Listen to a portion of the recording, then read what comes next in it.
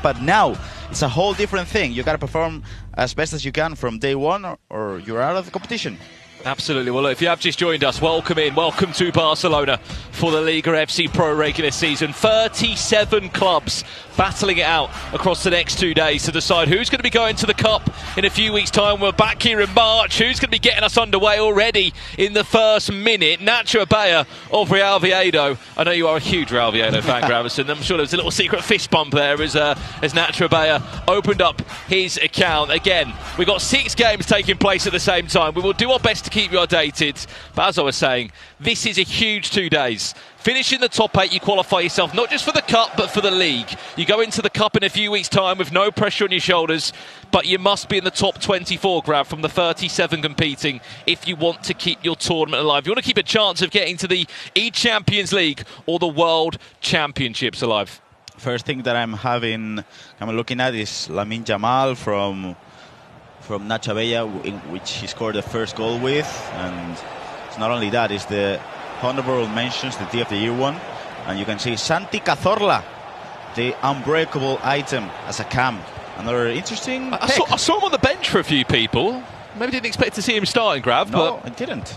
Again, if you're not familiar with the requirements, it was 10 million coins our players were allowed to build a team with, and again, we can see the chat. We'll get you involved. Lots of a bit of love in the chat for you, Gravison, as well, from Mike. I'm sure is that love, or is that... It is. It is love, okay. Lo siento, mi bigote no está aquí, pero te quiero igual, Mike. Grande.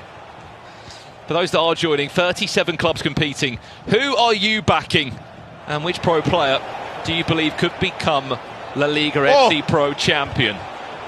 Because as it stands, the last 2 years have gone to Nicholas the Iceman, who is in action just behind us. He's currently playing against Brownie, and he is 1-0 down, believe it or not. That's just 9 minutes in there. We will do our best to keep you up to date with all the games as they unfold. I mean, look, if we say this now, could we jump to... What would be a good game? Could we just jump to a game? Any different game? We've got 6 games taking place at the same time. We'll guide you through the matches as it all does unfold. Probably all eyes go to that Nicolas against Rowney match,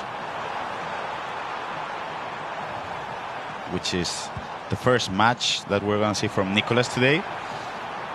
But in this match, you can see Yago just jumping on to game 3. Right, we've just jumped over to game 3 now, which is Real Racing Club against Real Sociedad. Of course, you may remember Nicolas has won this competition the last 2 years. He knows no reintroduction. He was a Sevilla player for the last 2 years, but he's changed club and he's taken the hot seat of Emre Yilmaz, Grav. Yes, which is a tough one because Emre did manage to win the Cup, and he was close to winning that final when he lost in the semi-final against Nicolas. So, I mean, he has to step it up because he's losing now 1-0 against Rowney. Well, there's 2 games you can see. Yago of Almeria this year competing with a different club. Nacho Abella back with Real Oviedo again. He's got a very special relationship with the club. He's a fan of the club as well, I believe. Yes. Which makes it even more sweeter when it is coming well, as he has done in previous years. We'll jump back to this game for a second. Oviedo still leading 16 minutes into this one. Of course, remember, if you are tuning in, you can pick up some viewership rewards across the next 2 days. There are a handful of rewards that you can get your hands on for watching the broadcast. Those do include watching for at least 15 minutes to 60 minutes to bag yourself an 83x4 or an 84x4 pack. And of course, across the FC Pro Leagues, as Yago will tie up the game at 1-1. I mean, what's the arm sleeve all about? It's like like a basketball player, isn't it? Yes, I don't know about that, but as you can see, he worked the angle, went for a ball roll, finesse, which is interesting because I feel like Nacho did not use the team press, which is something that we've seen for the past, I would say, 2 to 3 months inside of the game, and Nacho did not use the team press. That's the reason why Yago was able to find that space and equalize 1-1. What's with the long sleeve? Yeah, that's... Well, it's kind of like he's done it before. It's Maybe just how he likes to play and feels comfortable. Would you play with that, Brandon? I'll be honest, I'm already sweating in this jacket that I'm wearing on broadcast, let alone a thermal. I've never, I mean, don't get me wrong, you can speak on this more than me, Grab, but I've never understood the thermal under the t-shirt for a pro player. Don't know. It's curious because now here in Barcelona it's really hot, and not only that, but as we just jump onto Game 2, this is Las Palmas. Yes. Against Espanyol. Yes. David Navarrete against Zidane, who won the double all that time ago. Do you remember Deportivo Alvarez? Yes. That's a finish. And easy that's finish the goal for Zidane. That he scored after just 13 minutes. Cheeky little finish as well, wasn't it? With a little roulette before it. But prior to what you were commentating about, I mean, I do think that, for example, when I played at the Champions League in Manchester, or I played in London, it was so cold over there. Maybe because I'm Spanish, but like it would be 20 degrees and then the fan would be off and I would be just, I don't know, just having so much cold. Welcome to England. Yes. Do you think I'll be a happy man living over at Brighton or Manchester? I think you're probably better off being in Madrid, where you are. Interesting to say as well, there's of course some new players that have come into the league this year. Would you agree this is the most stat the LALIGA FC Pro potentially has ever been, just with the inclusion of PH coming in, Nathan SR and E Libertadores champion? Of course, on top of that, you've got Obron back for a second year, Nicholas returning again, and more so, PH in, the FC Pro Open champion. I think it's the best level we've seen here at the LALIGA FC Pro over the years. I mean, the amount of competitors who've traveled overseas to play here, it's astonishing. But not only that, I mean, the level of the competition, Nico as well. Just to see how the Spanish perform, Daniel Aguilar, Chousita, I feel like the level is the highest we've ever seen. The only thing that we're missing is a world champion, if I'm not mistaken. That's the only thing we're missing, because we do have E-Champions League, we do have Libertadores champion, Food Champion Cups winners, but we don't have a world champion. Maybe after this year, if Nico is able to win it. This is nice build-up from Iago. Oh, I tell you what, Iago, that is superb. From 1-0 down, he's turned the game on its head. He leads 2-1. New club, new Iago, by the looks of it this year in LALIGA FC Pro. There was no skill moves involved in that. It was just simple tiki-taka around the box. He didn't need anything else, really. It's kind of weird to see Iago play this way, because we know he likes the everything, really. The elasticos, the roulettes, even the step-overs, but feels like he's transitioned into this gameplay without the need of the skills, and it's working out well for him. 2-1. As you can see, the global standings to your left of your screens. Yeah, keep an eye on those. 37 clubs competing in LALIGA FC Pro this season. It's the top 24 that will qualify for the Cup in a few weeks' time, middle of March. And it will be the top 8 that directly get themselves into LALIGA FC Pro final. Scores across the games then, Gravison. It looks like Zidane's leading 2-0 against Dani Navarrete. 2-1 in our feature game with Iago. Nicholas has pulled a goal back. We will go and show you that when we can. He has pulled an important goal back there. There's also 3 other matches that are taking place as well. In game 4 we have Hugo Sanchez leading 4-1. That's Eibar against Iker Monti. In game 5 we have David Sanchez leading 2-1 against Marin. And in game 6 we have Mallorca leading 2-0 at the moment. Well, we've jumped over to Nicholas's game now. He was 1-0 down. Rowney leading early doors. Speaking of Nicholas, he might be on for a second if he can find the feet of an on-forward midfielder. It was Buchaguena there trying to take matters into his own hands. What a ball that is. If he's onside, Lamine Yamal just offside, but what a ball that could have been. Just to get your thoughts, Grav. 27 out of the 37 players this year are from Spain. Yep. Everybody else is overseas. I mean, I know there was a couple of comments made before from pros maybe not welcoming the fact of non-Spanish players playing in the league. But when there's a €200,000 prize pool in the tournament, and the opportunity of the amount of clubs, there's not a league in the FC Pro ecosystem that offers you this amount of opportunity. It is no surprise it's Raoni leads by 2 goals to 1, who is one of the Spaniards amongst the 37. But what's your opinion on that? I mean, 27 out of 37.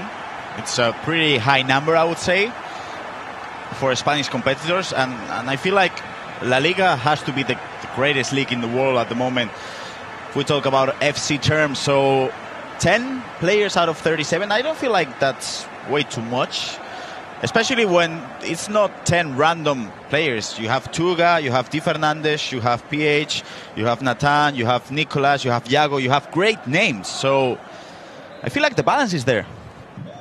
But last year, I don't know if you remember, out of the 8 quarterfinalists, 7 of them were from all around the world, and just 1 was Spanish. So I feel like the Spanish have what it takes to just step it up a little bit higher in a way, and especially at the finals, because we've all seen the Spaniards compete well in the regular season, but when it comes to the cup, when it comes to the final, it's not the same. Well, an update over here, is it Javik, who has just scored again for Mallorca. He's up against Raquelme, and he knows exactly where the camera is. Gareth Bale has given him a 2-1 lead. Apparently, he's the only player as well in the draft. Obviously, players could use 3 footballers from each individual Liga club. He's the only person that has put the Mallorca striker in of Vedat Mariki, who got a player of the month. Of course, he is a bit of a veteran, so to speak. I don't think he's got the perfect stats in the world, but he's in the squad of Javik, and look, he is the Mallorca player. I expect him to have a bit of loyalty there. Love him. I mean, he's scored 16 goals already. He's quite old as well, isn't he? I think he's 32, 33. And it was a weird signing, because he was signed over to Mallorca, I think it was on winter, I would say 2 or 3 years ago. And Morici has... Well, he actually played in Italy before, so yes. He played for Lazio, I believe. And he wasn't that great, actually. No, I think he scored 1 goal in 2 seasons, and then he's come over to the Liga, and I mean, look, he's got a team of the week, he's had a player of the month, he's been superb, and there's no surprise why he's been as good as he is. Speaking of which... El Pirata, Vedran Murici, the Pirate, as we call him here in Spain. Great player, I love him. What's the pirate? What's the name? What's the story behind it? I don't know, actually. I feel like, I don't know, he just looks like one. So that's the main thing, but I feel like it's just teasing from the Mallorca squad. As we just jump over to game 1. Nacho against Iago. Nacho was able to equalize, make it 2-2, and this is a great counter-attack now for Almeria. Nico Williams gets the ball back to Xavi. Speaking of which, Lamine Yamal will be across pretty much all 37 clubs. Here's De Jong. Can he get the shot in? He can! 3-2. Iago back in front.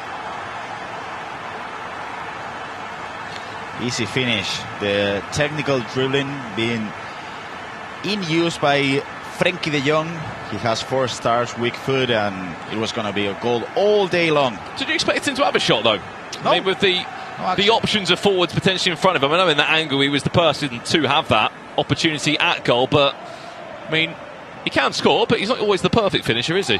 I don't think the shooting stats from Frenkie de Jong are that good, and not only that, but the weak foot is not the greatest as well. But I feel like, I don't know, especially now without the goalkeeper movement and the way the keepers are now in the game, I feel like you have to take those angles, especially with the precision shooting. If you aim well enough, it's gonna go in. As you can see now, Lamine Yamal running the byline. Gets the ball to Xavi. Xavi looking for the passing to the other midfielder, Bellingham. Cruyff. Santi Cazorla. Santi Cazorla. Does Santi Cazorla have a right to be in that starting 11, Grav?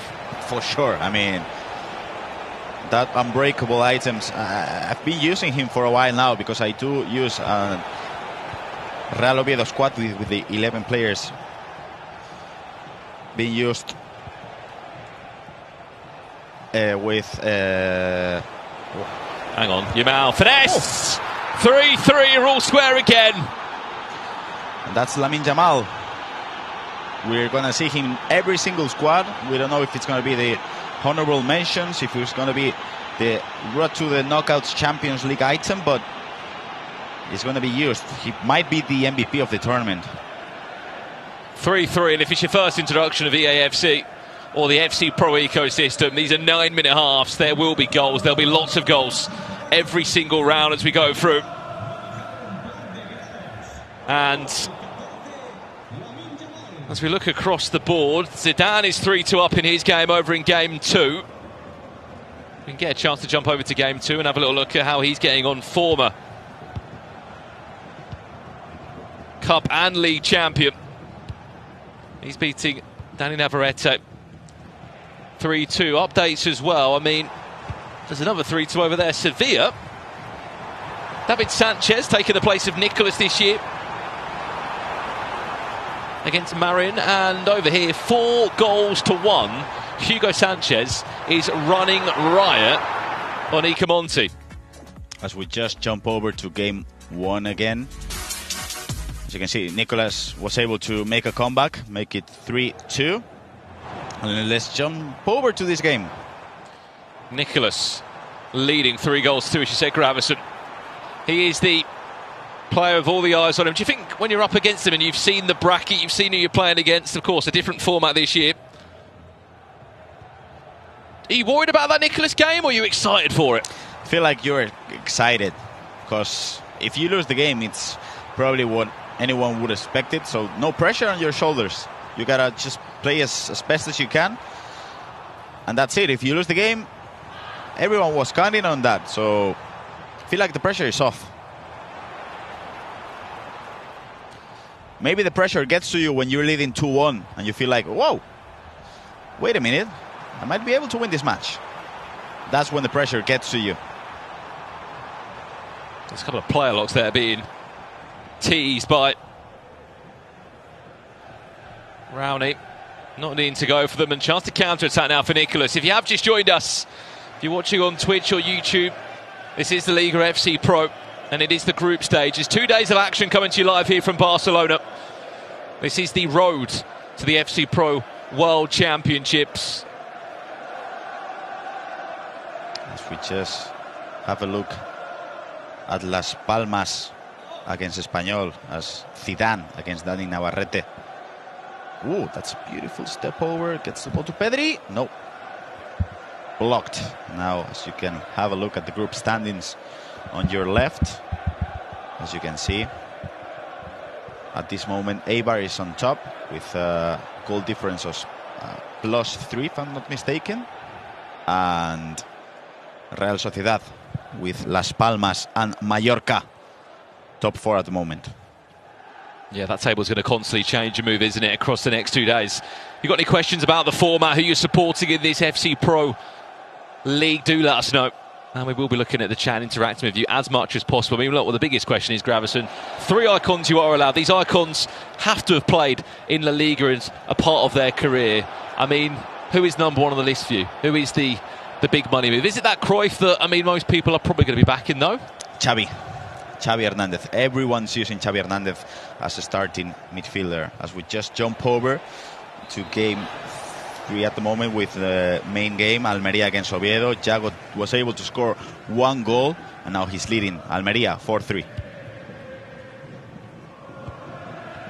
I think it's Xavi. Every single player is using Xavi in here. So Xavi has to be the pick 1, maybe Cruyff, second pick, and I would say Pires, probably, the Arsenal striker as well.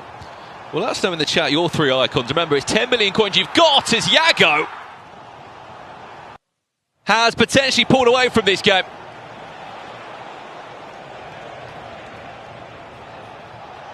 That was a replay of the last goal that he has scored. Just 15 minutes, just over that left of this game.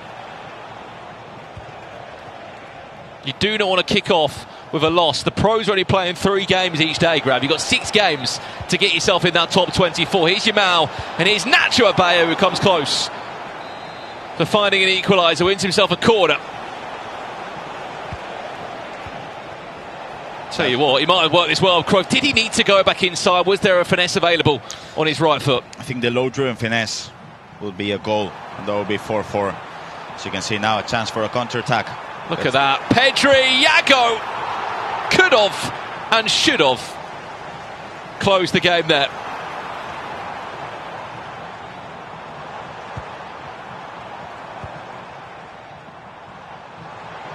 Hang on, what we got over here? Another update.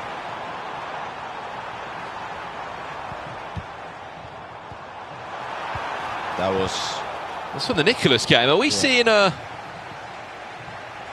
It's just behind us, that game. Yes, and now a chance for Nacho to make it 4-4. As you can see, Bellingham gets the ball back. Yes, 4-4 to Real Oviedo. Game on over there. Game on.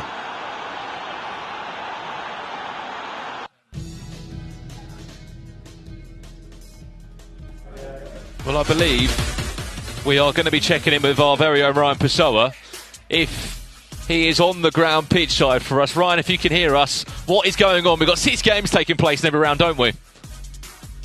Keeping an eye on a lot of the games going on. You guys have been honing in on the few games that I've tried to look into. Obviously, Yago versus Nacho is a big game, but there's a few games where I would say the results are sort of set in stone. You've got Di Sanchez performing extremely well. You've got Javik against C. Riquelme, 5-1, currently leading, which is a resounding lead. And what's happening as well with Hugo Sanchez, the Eibar match, Ryan? I mean, is he playing that good, Hugo Sanchez? Because we've not seen him so far from the casting desk over here.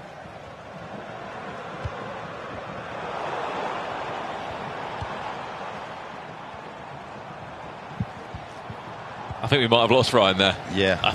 But we can say that Hugo Sanchez is dominating his game, isn't he? He's 5-1 up, and there's 10 minutes left on the clock. We will stay with this one for a second. This game here, 4-4.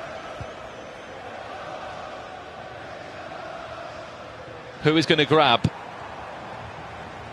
the all-important match winner? And this is the toughest point of the match so far. Look at Nico Williams. Oh, Nacho! He might just snatch his first 3 points.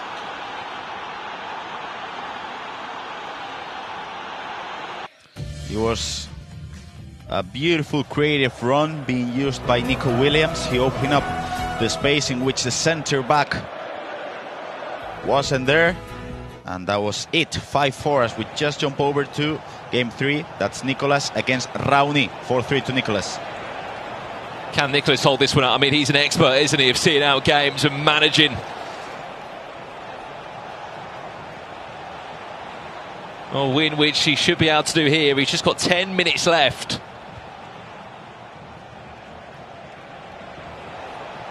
He's already taken 3 or 4 minutes out of the game there.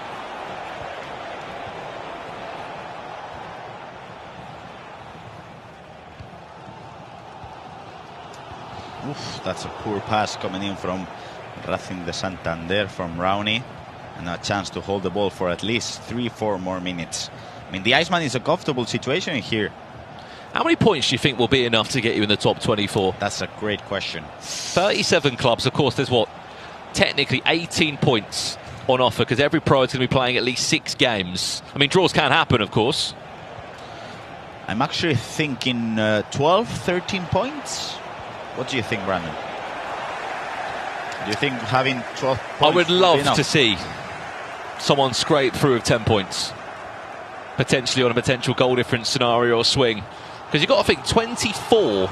It's a lot of spots, 24 spots, but you're probably right. 12 points, 11 points would be around the sweet spot for a top 8. I mean, you've got to be thinking... I don't know. 15? Oh! I thought the pass was going to go to the Pires, and now a chance. That was the chance. Hang on. Is he onside? No. I thought that was going to be a chance for Nacho to seal the deal.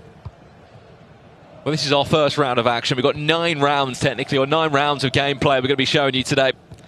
But we've got so many players here in Barcelona. The first round is split into 3, just so we can see everyone. Where's that going to end up? Ooh. That was Yago's chance. It was a mistake from Nacho. He played the extra pass, and it was a bit of goalkeeping that saved him. That was a huge mistake from Nacho, and that's probably the reason why he has not been competing as much this year. I mean, those mistakes are ones that you simply cannot afford. You can see he's now having a chat with his coach, having a chat with the screen pretty much as well, and he's not happy with it. But as you can see, Las Palmas, Zidane, who made, I think he made it 5-3 in this instance, and he probably sealed the deal against Dani Navarrete. No, it was 5-2. It was the 87th minute of the match, so that's Las Palmas, Zidane. Big start, isn't it? First 3 points of the tournament so far. Great start there for Zidane. He's been here all before. I said to him earlier as well, he said this is potentially my last year. His words were, I just can't keep up as I did before. Yago again off the side, netting that one. Not going for a corner. That was a close one. 2 chances there in no time at all. And this has to be it. He has to seal the deal in here. I mean, he doesn't need to score even, does he? No. I mean, goal difference would be nice, but if anything, just stay in. Possession for the last 3 in-game minutes or so. Right, Nicholas, 4-3 up in his game. Oh, that's a big mistake. There is just 2 minutes left in that one as well. Added time, Zidane, as we said. We've already seen he's on his way to his first 3 points for Las Palmas. Added time of 3 minutes in our feature game on the left. No, big mistake. Oh, Yago's going to get one more roll of the dice here, isn't he? No chance. But it has to be right. The Hoster tackle doesn't make sense. There's the overlap, just needs to find the key pass. Lorente can't find it, and that should... I mean, there's still 1 minute left. But that should do us. And that should be 3 points on the board for Nacho Abaya. Is this it? He is off the mark. And Real Oviedo have their first 3 points. Full time there. Right, let's jump into Nicholas's game. He has also got 15 seconds of in-game time left. And he should also have just done enough, which he does do. Full-time result there, Nicholas. That game is just behind us. Has only just won that game 4-3. Big 3 points on the board for the Iceman. I mean, that we're having the first 3 points for Zidane, for Nicholas, for Nacho as well. You can see there has been some tough matches over here, Brandon. I feel like we couldn't see everything that was happening.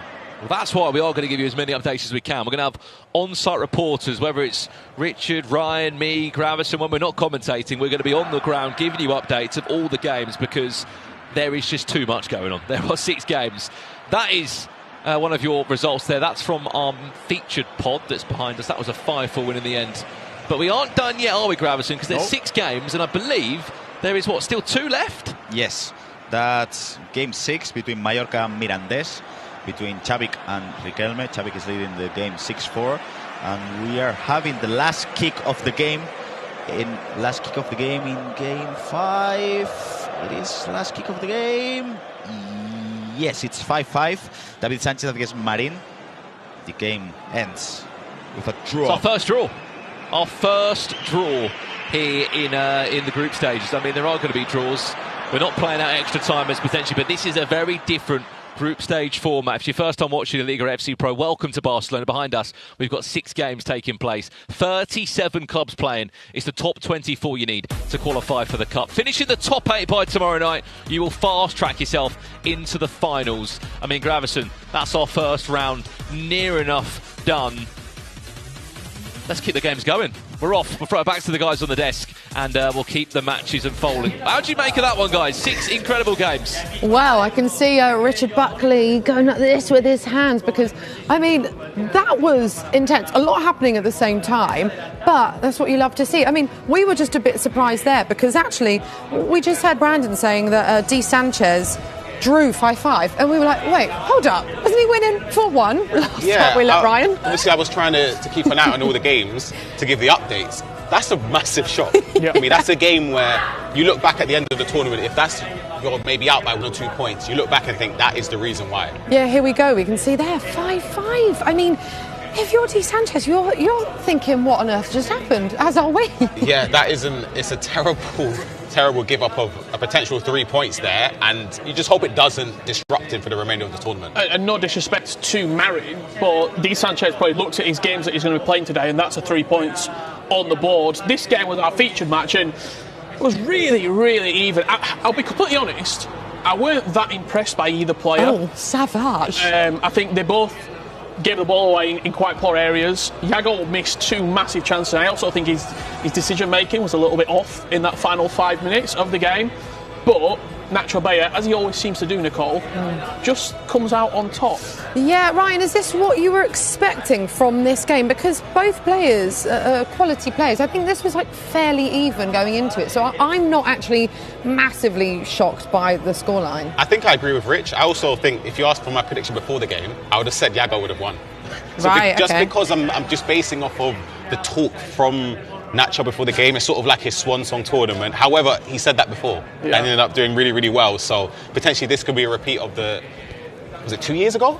When he made the final. Yeah. So you never know, but that win against Yago is a massive, massive result, and it will give him huge amounts of confidence as well. Yeah, I mean, Yago had a chance to equalise right towards the end, didn't he? And I don't know what happened. It was also a mistake from Nacho, really, that even gave him that opportunity, Rich. That's got to go in.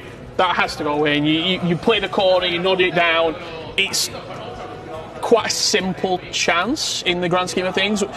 We're talking about the best players in the world here, and when you look at that game on paper, you already see your matchmaking. First game, you want to win. Even getting a point isn't a bad result. Absolutely, I agree. Next one, Nicholas versus Rowney. Now, we were all so shocked to see Nicholas down quite early on, Ryan. That would not have been part of the plan. Yeah, especially being the reigning champion. Yeah. But I've spoken to a few players, and they actually said Rowney coming into this tournament, he's actually playing extremely well in terms of practice games and everything. So there's another thing as well, which is a massive, massive implication on not only this game, but for the remainder of Rowney's matchmaking. Incredibly difficult. Yeah. He's got so many tough games coming up. It doesn't get easy. Obviously, Nicholas being Nicholas, you still have to go through, but it's a tough result for him, especially because he started so well. And we should say, again, that the games are completely random how it had been selected. So, unfortunately for some players, they will be coming up against some really tough opponents. I mean, this is the standings right now. Of course, we've only had the first few games. There's a lot more to come today. Richard, Nicholas did end up getting the win in that game.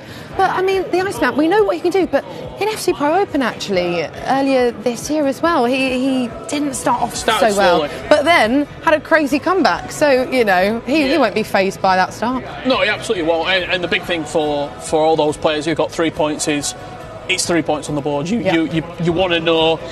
If you look at the data, we've seen this format once before, E-Champions League in Manchester. Resende went through on a good goal difference with 6 points, 2 wins. So in the grand scheme of things, I think 6, 7, 8 points, you're probably going to be going through in that top 24, making the cup. Players like Nicholas and Oberon and Nacho Bea, they've got their eyes on that top 8. And that's the big one, where you want to be making it into those finals and not having to go to the cup thinking, OK, I've got to win 2 games to qualify through. And also, you don't really care how you get the win, I'm guessing, Ryan, right? Yeah. Whether you start off by conceding, then you have to come back, doesn't matter as long as you get those 3 points. Yeah, absolutely. The 3 points is pivotal at the start. You're going to make sure you can start off on a strong foot. Obviously, this game we're going to see as well coming up with Neat against Hidalgo. That is a massive one. 2 players that need to start off well. And I feel like, if you asked me years ago, it would be a clear favourite with Neat. Absolutely. Yeah. However, I think as years have gone by, since his victories here, it's not been the same standard. Maybe controversially. Oh, here we go. Richard Buckley. I actually think he's got the most untapped potential we've ever seen. I think he's the... Everyone says he's the player, he's the one. When he was winning in 20 and winning in 21, he was the next Tex, for example, back then. He would have been going on to do what Emre Yilmaz is doing now, what Anders Vergen is doing now, and he's not done it. He's not performing. He was the Spanish player. And he has not been that over the last 3 or 4 years. I think, to me, this feels like a really big tournament for him. Yeah. What's crazy is he's still, he's 22? But it feels like he has been around forever. He might have run his prime. I mean, possibly, right, because he won La Liga, 2020 and 21? Yeah, back to back. But it has, like you just said, Rich, it's been quite a few years since then. I mean, I don't know, maybe his time has come and gone. Is that really harsh, Ryan? I don't know. As Rich said, untapped potential in terms of, I wonder what the reason is. Is it external factors? Is it just not having the level of motivation after winning? But I think he can do it. I mean, we know that he can do it. He's still absolute quality. What about his opponent, though, Hidalgo? What are you expecting? That was a weird one, because obviously in previous years, a lot of his majors came in the 2v2 competitions. That's no longer a thing. Exactly. 1v1, again, hasn't hit the standards you'd expect him to hit, but he's got another opportunity to do so. And if he starts off well against someone like me, I feel like the confidence will it could lead on to great things. So for him, he's previously done better when he's got someone alongside him. And it must be then really quite tricky when it is just you. I mean, that's a very different mental game as well, Ryan. Yeah, absolutely. It's just about, sort of winning in a 2v2 competition, you kind of have that safety blanket behind you, but yeah, it's different here. OK, well, it's time to head to Brandon and Gravison for the Players' Drafts. Thank you so much, guys. Yes, we are getting ready to jump into our next round of action here. Of course, if you're not familiar with how the FC Pro ecosystem works, there are requirements, draft requirements that are used for different competitions such as the FC Pro Open and leagues such as the FC Pro La Liga, where we're here today. 10 million coins, Gravison, was the budget. 3 icons of players that have played, of course, previously in the league. 3 players per club. We're going to break these down. First and foremost, Neat's draft. He's gone for Xavi, who you said in commentary is the man you need. He's the number 1 player on the team sheet, right? Yeah, for sure. I mean, it has to be. I feel like every single player is going to use Xavi.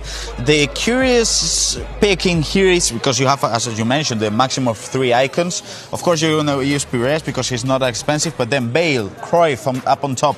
It's a difficult one. And then as a keeper as well, I find it interesting, this option, because Alex Ramiro is one of the few keepers that has the footwork playstyle, the footwork plus playstyle, because we've seen the far reach, we've seen the 1v1 playstyle as well, but the footwork as a plus, not something we see much. Something I want to talk about as well, and the chat can get involved too.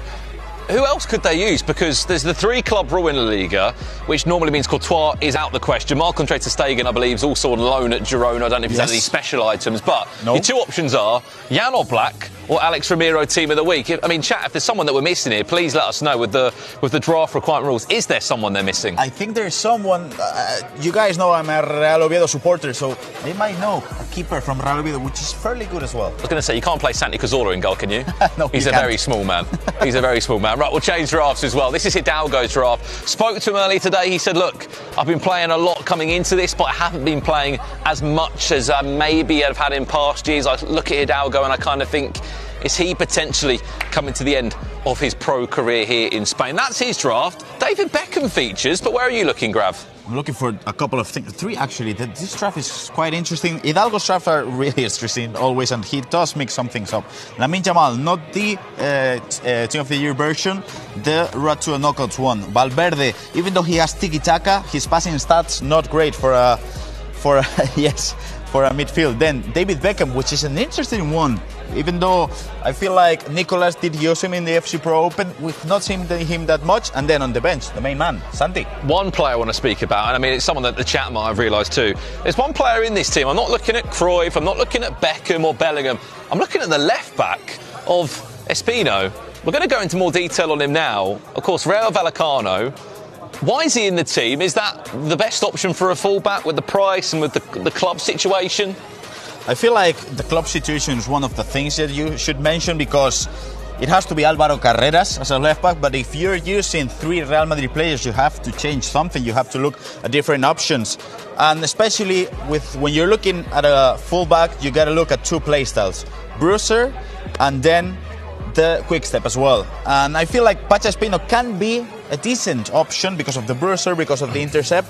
But I feel like if you don't have the quick step on a fullback or a centre back, you're doomed. And that's the reason why I don't really like Pacha Espino that much. But it can be an option.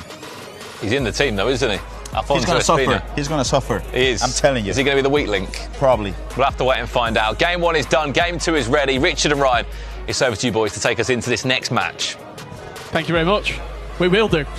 Big games coming your way. And shall we say, Ryan Purcell, a few of the big hitters that we're going to see in this year's La Liga FC Pro getting ready behind us now. Yeah, even away from our featured game, a debut as well. Mark 11, that's a big one. Obviously coming in sort of like a late announcement into the La Liga FC Pro, which will be an interesting game. He's up against Polly Chris, a few other games as well, which will be hopefully high scoring like the first round. We've got last year's Cup runner-up in Jataba as well, starting his campaign. It feels like a really big round, and obviously our featured game, which me and Ryan previewed with Nicole only a few minutes ago, that big one on the main stage behind us. Hidalgo and Neat. Let us know in the chat at home, who do you think is going to come out on top of this game? A little bit further analysis into this game. Yep. Where do you think it's won and lost? Obviously Neat's attacking play is superb. Is it the case of Hidalgo staying in there? I was about to say, I feel like if Neat goes up by 1 or 2, I know it's 9-minute halves, there's still a long way to go, but I think if he gets a goal or 2 early on, I think it's going to be a rout. I think Neat, performances-wise this season, of course, in the online tournaments, more recently finishing top 16 in the European West tournament, so he's coming in with a decent level of form, finishing high amongst the rankings as well. Hidalgo, I just feel like I need to see a bit more from him in these tournaments. We got a brand new player as well, also coming in to the La Liga FC Pro, a former E-Ligue champion, one of the best French players to ever play, LJR Peixoto, making his debut. Do you expect a victory for him? Is it, shall we say, a nice game on his debut? On paper, you'd expect him to win, but sometimes it doesn't work that way. We saw last year with Oberon, he had a lot of expectation on his shoulders. He didn't perform to the standards that he would have expected. But I think for LJR, especially coming off of the FC Pro Open, yes, he didn't make it through groups, but he played well that second group. He was unbelievable. Won 4 out of 5, lost eventually to Anders to stop him going through to the knockout stages. But based on form, I think it's a no-brainer to expect LJR to win this game. Well, a few of the matches, obviously 6 games taking place right now. Me and Ryan will try to keep them up to date with all the headlines coming out of this round number 2. However, we do also have our very own Gravison out and about. He's going to be keeping up to date with a couple of the matches, in particular Jataba and Daniel Aguilar. I want a few updates from that game when we get it, because it's a real big game, and it's also just behind us. It's the station closest to us. Talk about this format, Ryan. We've not heard your thoughts really on it too much. Obviously, it's a brand new format for these players. They might have played in the Champions League, a couple of these players, but for a lot of them, it is new. Do you just take it as it's just imagine a group of 7 and you're just playing 6 individual games, or are you looking at that group and thinking, okay, that's a quote-unquote easier game, maybe get a win there. If I lose that next game, I've then got that game to look forward to? I think as a former player, if anyone says that they don't look that way in terms of what's an easier or harder game, I don't know if I believe it. I feel like you naturally just subconsciously would do that anyway. But I feel like with this format, the jeopardy starts to build as the matches progress on. So once you get into round 5, round 6, where you can see 1-goal swings ended up pushing you up the table for places, or maybe down further a couple places as well. I think that's where I love it in terms of the entertainment value. And I think it's better to watch because everyone wants to see carnage, pretty much. You want to see a lot of emotion from all of the players, and I think you get that with this format. Well, you look at these 2 players on the screen that you're seeing right now. Obviously, Hidalgo, we saw him last year. He made the top 16 at the finals. As for Neat, he has had a bit of a topsy-turvy La Liga campaign, shall we say. He was flawless in 2020. 2021, he was the guy to beat. But then you look in his online performances, he finished top 32 in the November Cup, but every time he goes into a game, people expect him to win. Yeah. It's just not been hitting for him. We can see the draft there, we've already run through this, but just, I mean, what has gone wrong? Because I'm not being disrespectful here, you might not have had during your career that level of success, winning 2 back-to-back huge international trophies, but all the way through your career, you were determined to continue to be at the very best. It seems like there has been a slip-off at some point. Yeah, I don't know, it's very difficult to say without knowing him personally. I know Gravison said before that when they lived together, sometimes he didn't put the same amount of just time working on and the set pieces, for example. Yeah, working on different things. He sort of would refuse to adapt. And I think sometimes that could be detrimental. You've seen over the years with people that are willing to adapt how successful they can be. Look at Anders Vergang. Exactly, yeah. Has to change up his ways, change up formations, etc., etc. I think for Neat, obviously, he hasn't been terrible. Like, he's been more than good. A lot of people will see that as success, but for him, based on previous expectation, it has been below par. We saw his draft as well. I want to agree with what Gravison said. Having a fullback without quick step, very detrimental. I understand it, though, because in left back it makes sense, but we're going to see some of the viewership rewards for those at home that are watching, what you could earn. If you watch the La Liga FC Pro regular season for at least 15 or 60 minutes, you can see the packs there on the screen. 83 plus times 3 players pack, and an 84 plus times 4 players pack as well. And of course, the completing all the objectives to get more rewards gives you an 86 plus times 3 players pack as well. Yeah, absolutely. As always, link your EA account and make sure you tune in from February 11th to 12th to be eligible for rewards. I think last year we also saw some showdown items released for the finals of the league. So I'm not saying they're coming again. All I'm saying is we saw them last year, and they were a huge success. Let's get this game kicked off then. We are underway. Atletico Madrid and Villarreal. It's with Neat and Hidalgo going head-to-head. Round number 1 still. This is match 2. And both of these 2 players will be looking to get 3 points on the board. I'm going to have to get my brain accustomed to seeing Neat for Atletico Madrid instead of Andoni. So Yeah. it's a bit difficult. You can see him on the attack straight away. Bale, extra pass in as well. Couldn't get the shot off. The team is very, very strong all round, in my opinion. Talk about that Gareth Bale as well, because he's one of those sort of premium purchase items in the team. But we just saw him in the last round. He's running rampant if he goes through on goal. Yeah, it's not the latest Bale version, but I don't even think you need it. When he's that fast, you've seen with other competitions, people play taller, faster attackers out of position, left or right mid. We've seen Haaland in that position. Obviously can't be used in this tournament. Having Bale just powering through those defenders, again, he's up against somebody that would not have quick step. He's going to be a problem. Yeah, absolutely. There's your Mal taking it into feet, but just can't quite twist his way around. We've got kickoffs in 5 of the 6 games.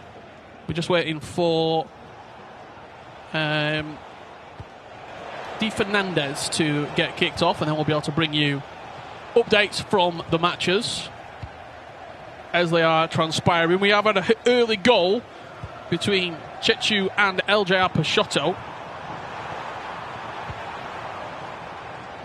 in that particular match. I'll show you it when we can. Be surprised in that opening round. I mean, quite a few tight games, not loads of goals really spread out. I mean, if you look at the Pro Open, we're averaging probably 10 goals a game. Yeah, I think I'm expecting a lot of goals from this round in particular, because we've got a lot of players that are known for scoring goals. But sometimes it doesn't even work that way. You can see an attack here, you can get that through ball into Yamal, takes it in his stride, in on goal, goes for the near post, and it's 1-0 for Hidalgo against Neat.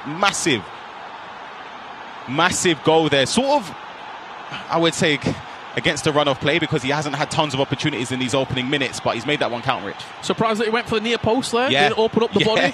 Yeah, I really am, but it worked, because you can see they're just taking it in his stride and was able to get that low driven outside of the boot finish towards the near post. Well, let's see what's happening between Polly Chris and Mark 11. Mark 11 here, debutant here in the La Liga FC Pro, recently gone on loan to Team Falcons to help facilitate this move into the league, and he will be up against a La Liga through and through in Polly Chris, who last year he did play really well. I think Polly Chris is a little bit underrated, you know. Yeah. I think he's one of those players, though, where it's sort of like a glass cannon. Like, offensively, unbelievable. Defensively, though, wow. We're in trouble. Yeah, but going forward, probably top 3 players to watch in the tournament. I actually think he's unbelievable, and I think in the previous tournaments that have been happening, the European West online tournaments, he finished top 26, joint ranking with Manu Bashori, who, of course, world champion multiple times. So he's playing really, really well. Well, let's see what else is happening. I gave you an update from LJR Peixoto in his opening game here up against Chechu. That's Johan Cruyff twisting and turning, trying to play through. Jude Bellingham gets the strike away. Perez now can't quite fire, but interesting start, Ryan Pessoa. Yeah, not the best starts for him. Like I said, sometimes if games were played on paper, it would be a resounding win, but it's not going to be that easy, because I feel like when you come into another league and you're not the native player, there's sort of like a target on your back already. Yep. And players will sort of try to play to their optimum. They play levels. Yeah, they do. They really do. This game as well, jumped in almost at the right time with that attempted roulette.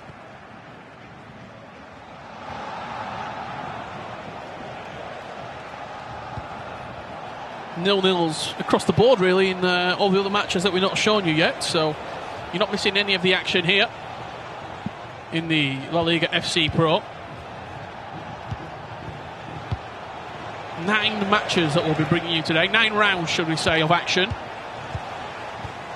before we kick off tomorrow, closing out the group stage standings, shall I say. Gareth Bale trying to get away from his player, but couldn't quite do it, as we head back to El Peixoto and Chechu, back to Atletico Madrid and Villarreal. David Beckham. Interesting. Thunderstruck Items got a lot of important passing play styles as well. I think on this game, especially in midfield, you need incisive and tiki-taka. Tiki-taka, I think, more so than incisive, just to be confident to play those first-time passes. That's just about onside, where you can work it to try and get into the box here. Johan Cruyff twisting and turning. Beautiful cancel again. Jude Bellingham. Great goal. And it's a wonderful finish there. Great build-up play for Hidalgo. The McGeady cancel inside the box. Lovely. Twisted the other way. Recycled then that extra pass, and Hidalgo, when he has got the ball in the box, had looked very, very clinical. That finish coming in there from Hidalgo, 12 yards out. Jude Bellingham with it. Very neat-esque finish. Yeah, genuinely is. Getting a taste of his own medicine, and he finds himself 2-0 down.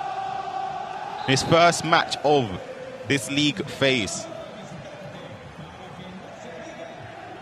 Just looking ahead as well for some of the other games he would have playing today. He's also got a game against LALIGA Peixoto in the horizon ahead of him, which is obviously not going to be an easy game. See Riquelme as well.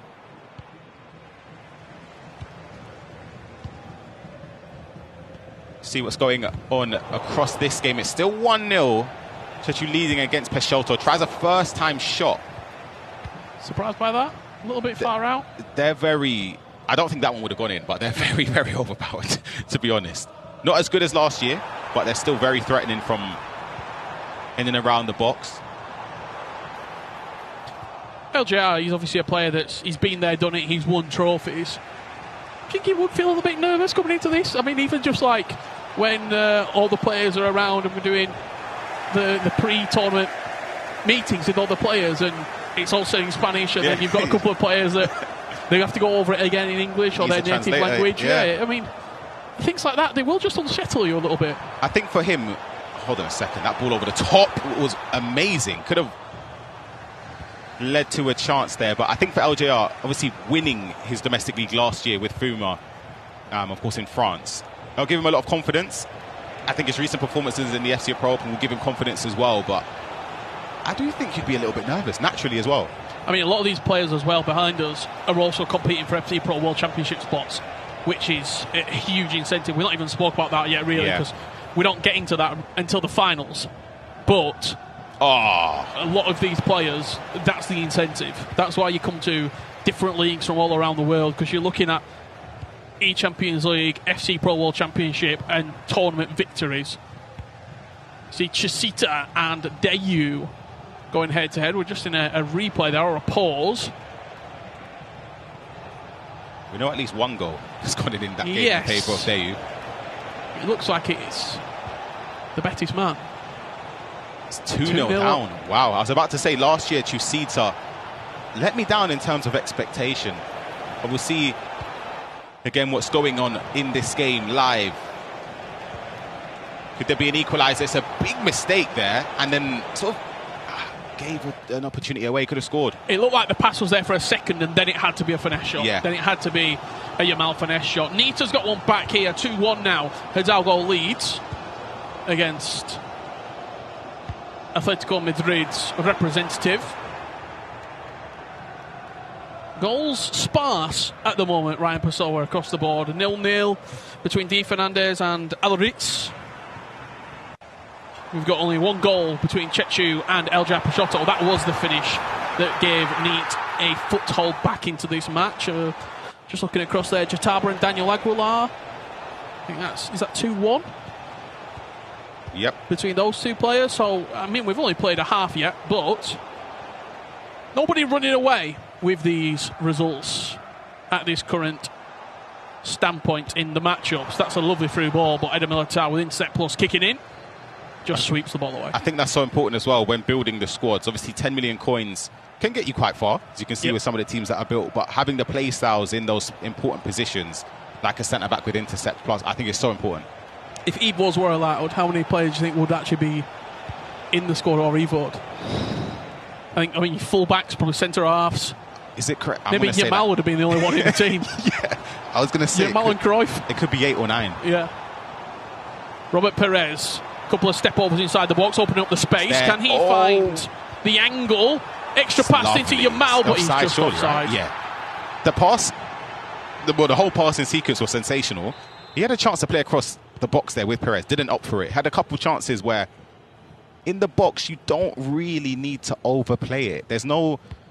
Well, obviously, you can still move the keeper this year, but it's not as drastic as previous years. It's half a step. You get that angle, shoot, and you shoot from that far out. It goes in. Precision shooting. As long as you're not aiming wide. Yeah.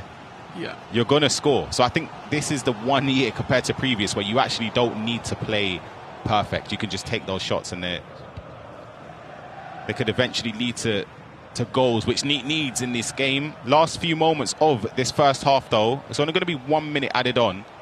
And it's going to fall the way of Hidalgo, building up with Beckham on this near side. That's a lovely pass into Cruyff. Extra one into Rashford. Finesse shot. Good save from Ramiro. Corner drifted into the back post. Militao will win that first contact. Heads it down, but can't quite find his way through. You can see all the games there at the bottom of the screen. All the results at this current moment. As the table there as it currently stands. In this match, half-time between Hidalgo and Neat. We made of it, Ryan. I feel like the last 2 or 3 minutes in game, either player could have scored. But I think it's currently fair. I think Hidalgo does deserve to be winning in this game. This one, though, Polychris up against Mark 11, 2-2. And we might have jumped in at the perfect time. Yeah, absolutely.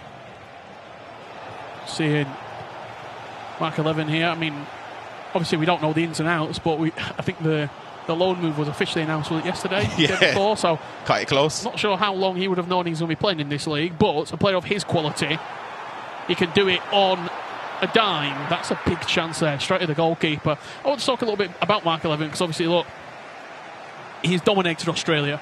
That's his region. He is one of probably the best ever player easily to come out of Australia. He's done it on the global scene. It's lovely. For a long time. That's a finish into the top corner there from the man we're talking about. But this year, didn't make the Pro Open. Yep. No domestic league in Australia. Do you think that maybe because we've just not seen him a lot, but this feels like a huge opportunity for him? This feels like maybe the only opportunity. I think play-ins he's probably locked in through his performance in Australia, but this is it for shall we say, mid-season. Mm-hmm. And it's very important because you're joining one of the best leagues to be in terms of you've got the regular season, you've got the cup, you've got the finals, you can get the reps in, especially if you're somebody like Mark who, if he is based in Australia, there is no other forms of high-level competition left this season. So he needs to make sure that, of course, he can keep performing well, but playing against some of the best players in the world will always do someone the best of.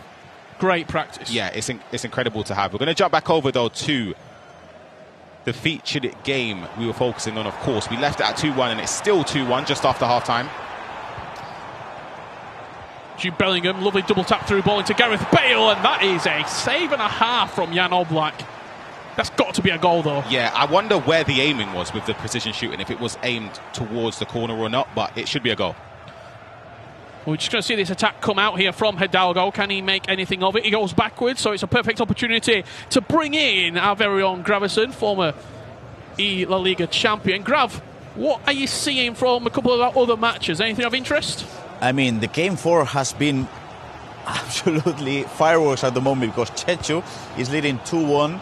He was leading 2-0 and Leandro Peixoto was able to make a comeback, but it seems like the Frenchman is struggling. Do you guys think Leandro Peixoto might start this tournament with a lose, Ryan? It's possible, and I think it'll be something that he would have dreaded, to be honest with you. Talk me through what's going on with Chusita in his game. Yes, on game 5, Dayo is currently leading 3-1 against Chusita. Wow. To be honest, Chusita is playing poorly at the moment. Dayo could be easily leading this game 4-0, and Chusita, he did make a top 4 a couple of weeks ago on the online EU bracket, so I don't know, it feels like a tough start for the Coruña player. Surprised by that, Grav?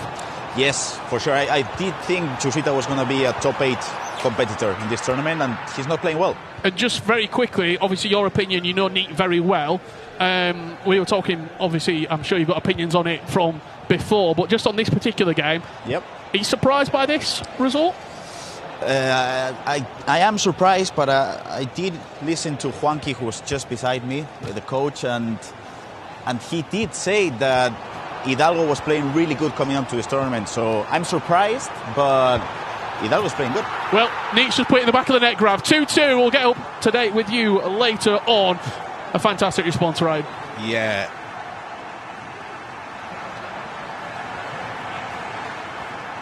Finds the back of the net. It's that Gareth Bale item, low-driven finesse shot into the bottom corner. And we've got a level game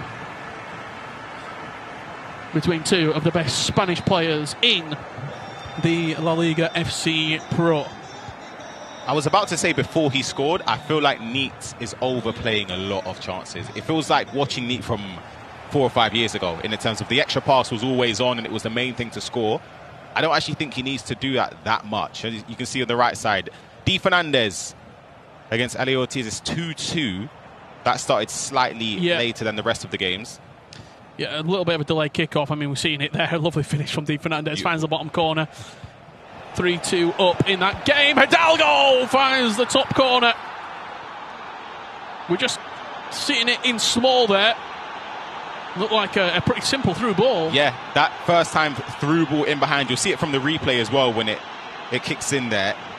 It looks very simple, and it's something that's very important to do on the game, especially with incisive pass. I believe it was Jude Bellingham that tucked it away from a Lamine through ball.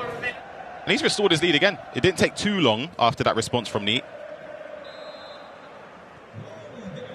Just having a little look over my left shoulder because it's the game that's closest to us here.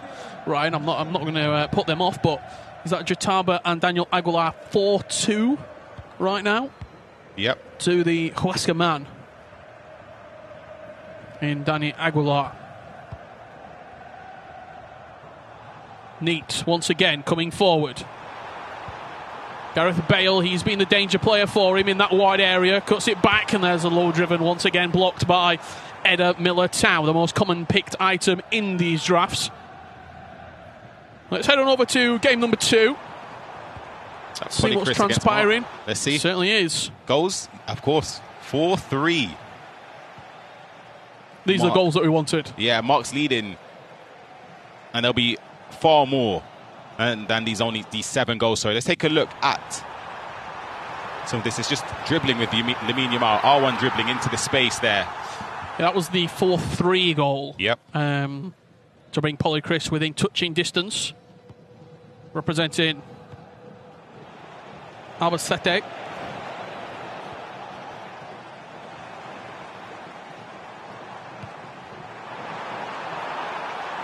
Xavi, lovely driven pass there into the box, a dangerous area, and it's forcing Mark to go long on that occasion.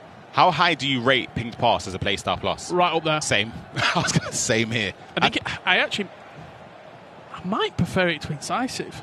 I think for me, as a playstyle plus, out of all the passing play styles, I think it's the best one if you've got the other ones as well as a base. It's the one that I see the most impact. 100%. Ping from pass. silver to gold. Yeah, that's what I mean, yeah. Whereas from no tiki-taka to silver, huge difference. You need tiki-taka. From silver to gold, I see a difference, but it's not I couldn't even drastic. tell you. I couldn't tell you what the difference is. Genuinely, I can't notice it. This game, 4-2 in favour of Hidalgo.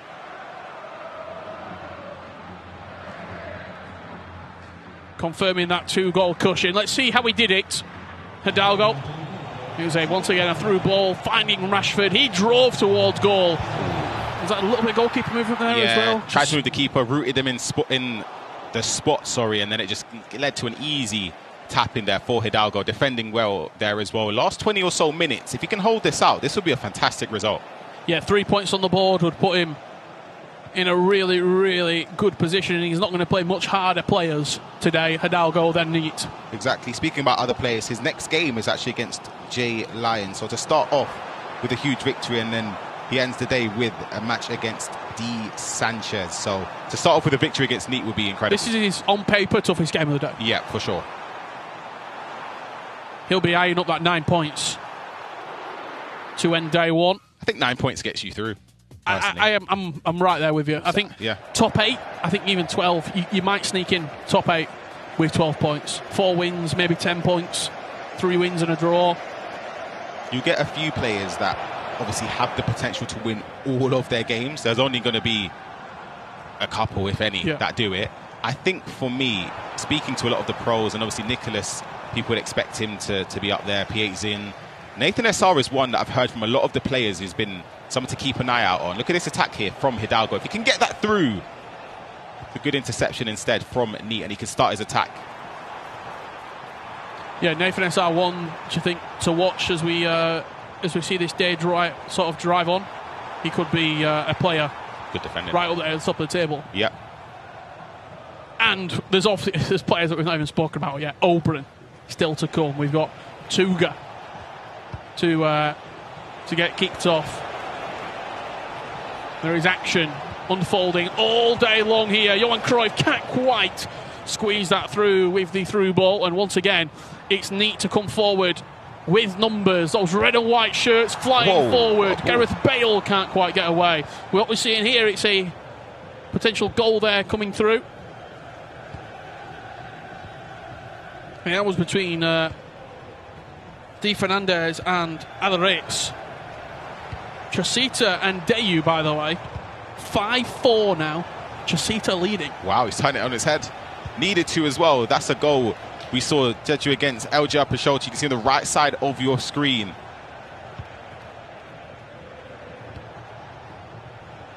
Just trying to see the score there. They didn't quite catch it on the first replay. This through ball though. Again, Hidalgo has been punishing Neat with so many through balls down the wing. But is he going to be sensible? We've seen in the years gone by in the 2v2 combination, Matthias and Hidalgo, you didn't want to play against those two keeping the ball. We played against them, myself and Charles. We drew 1-1, I remember. We barely got the ball. Is it also one of those things where you had success and you learn, you maybe forget the other things, but the things that got you championships, you keep in the back of your mind? You kind of think, you know what, that's something that's been a recipe from for 22 success. to 26, it still works. Yeah, you keep the ball in those offensive areas. I think in these positions here, you don't want to have the ball that often, unless... It invites the press, does it? Yeah, but then, I was going to say, unless your opponent, we won't really be able to tell, but if they've used up their team press, etc., you can just wait around your own half, because there's no way they can manually press you that often. One thing that I brought into my game that I saw text to all the time is just standing on the ball sometimes. Yep. Tap L1, whatever it is you need to do, just to literally just stand there. Let's take a look, though. Polychris against Mark 11. We last left it, Mark leading 4-3. It is 4-4 now with just over 20 minutes to go. Polychris has staged a comeback. And he'll be feeling like he could win the game. Yeah, snatches the ball with Robert Perez. It's Yamal driving forward. A little bit of technical dribbling. Finds Xavi out wide. He's got a ping pass if he chooses it. Into a dangerous area. Pedri takes over. Now Jude linking up. And you're just seeing that slow recycle starting to come into effect here. He's able to get players back behind the ball. Is Mark Polychris into Lamine Yamal, but good tackle there. Don't think Mark would have expected the game to be this difficult, but we'll see how the goal was in there. Bale lashing it towards the near post, but Polychris, huge goal from him. We've just had a huge roar around the stage. We'll try and give you an update when we can. Yeah, it came from that game between Dayu and Chusita. It was 4-4 the last time we saw it. David Beckham on the finesse, finds the top corner. Frustration, more than anything there. Barely flinched. Rather than a celebration. Well, let's see this again. If the aiming's right in that area, it's always a goal. Yeah, there's no need to overthink it. You don't need to play an extra pass. You don't need to do a skill move. You just need to aim it into the corner and you're going to score. And you can see there, Chusita 5, Dayu 5. The goals have certainly come in the second half of these games. Couldn't really get enough trajectory on that header. Even in the bottom left, you can see it. Just about there. Could you... a chance potentially happen. The extra pass is beautiful, and Polychris isn't going out without a fight, Rich. Blinken, you'll miss it. This is only game one for these two. Polychris is demanding himself to pick up points. As you can see, a celebration on the right-hand side of the screen. And it looks like Chusita's got the entire pitch to run into. Yeah, Perez in those areas as well with the play styles. Finesse, he's going to score. But for Mark against Polychris, I honestly can't predict where it's going to go. Huge roar behind us as well.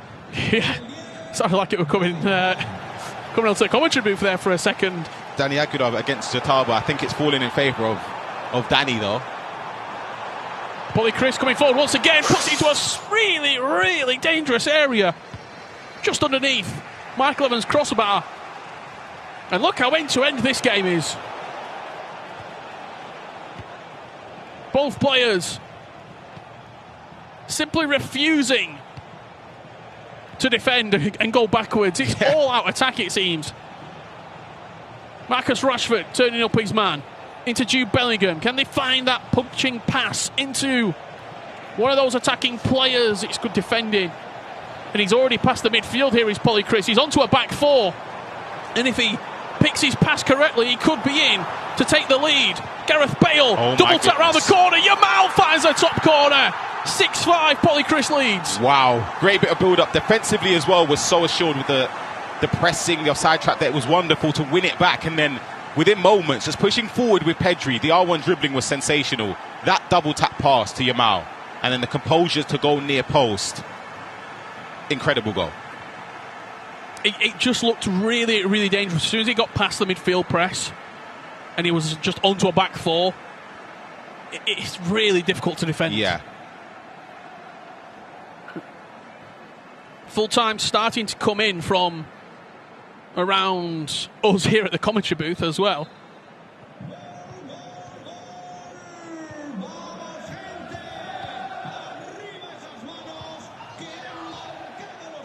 Polychris 6-5 up.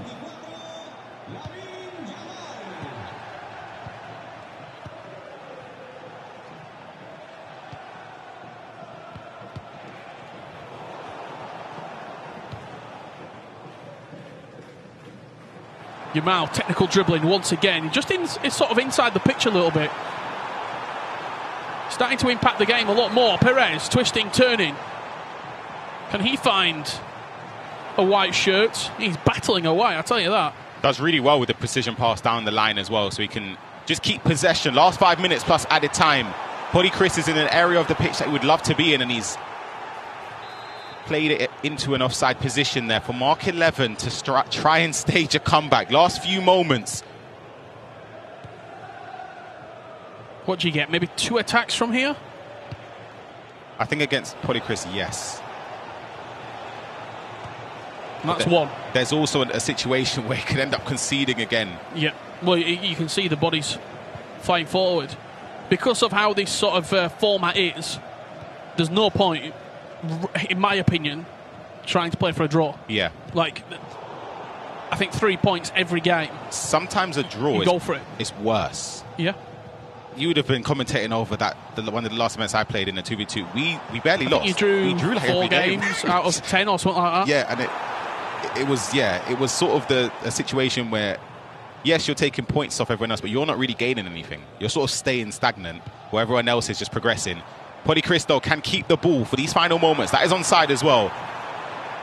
Espino's just going to go towards the corner flag and try and keep possession. Pedri can work away inside. He just has to keep the ball to get 3 points on the board. 90 seconds. Mark offside trapping, trying to get the players up, but I just don't know if he's going to get a touch of this ball. As Polychris plays a very risky pass, I've got to say, into Eder Militao. He finds the goalkeeper. Goalkeeper finds the sideline, and Polychris erupts into celebration. 3 points on the board. Wow. It could be a huge 3 points for Polychris. That is an unbelievable start. We said at the start of this round how Polychris, don't underestimate him. He's played extremely well in the recent online tournaments. He's coming in a rich vein of form against somebody who, of course, has won and done everything in his region. This is different over here in Spain. A few shocks in that round, you've got to say. Neat didn't pick up the win. You're looking at Mark 11, didn't pick up the win. Yeah. Just because you're a favourite, maybe on paper, doesn't mean much when you get into one of those stations and get kicked off. It's starting to take shape already, I've got to say, because now you start looking ahead. You've only got 2 games left today to play for a lot of these players. That second game has to be points. I know we just said draws don't matter. Yeah. But a draw, you take it in that next game if you lost your first game. Of course. When I say draws don't matter, I kind of... Obviously, in this, if you drew every game, you get 6, you might go for it. It's unlikely, but we've seen it before. You said Resende in the Champions League last year. I just feel like getting those 3 points is so important, especially if you're trying to strive towards that top 8. I think as a player, you want to aim for that. From what you've seen just here, across the 6 games, is there any player that you're looking at the top of the table and thinking, OK, top 8, I fancy them? Hidalgo, big win for him. Massive win. Considering his upcoming games as well, I'd probably say he's had the best result so far. Hidalgo on fine form with a bit of a shock beating Neat. But let's head on over to the desk because there was also 5 other games that we need to find out what happened. Thank you so much, guys. Well.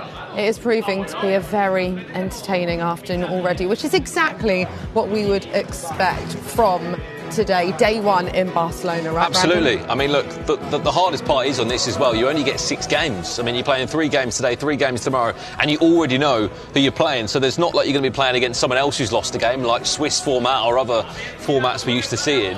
You know who you're playing against, and for some players, that's not looking pretty right now after what we've just seen. I know. Well, what have we just seen, Grav? Some brilliant games, some surprises as well, especially early on. I mean, it's been pure entertainment, right? For me, there's 2 storylines coming over here. Mark 11, and not only him, but LGR Peixoto, 2 monsters of the competition from outside of this country, struggling in the first game, which is something that happens if we look at FC 25, FC 24.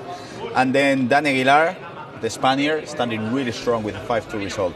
Well, you know what? I couldn't actually see Dani Aguilar's game, but I could hear him from here. He was roaring.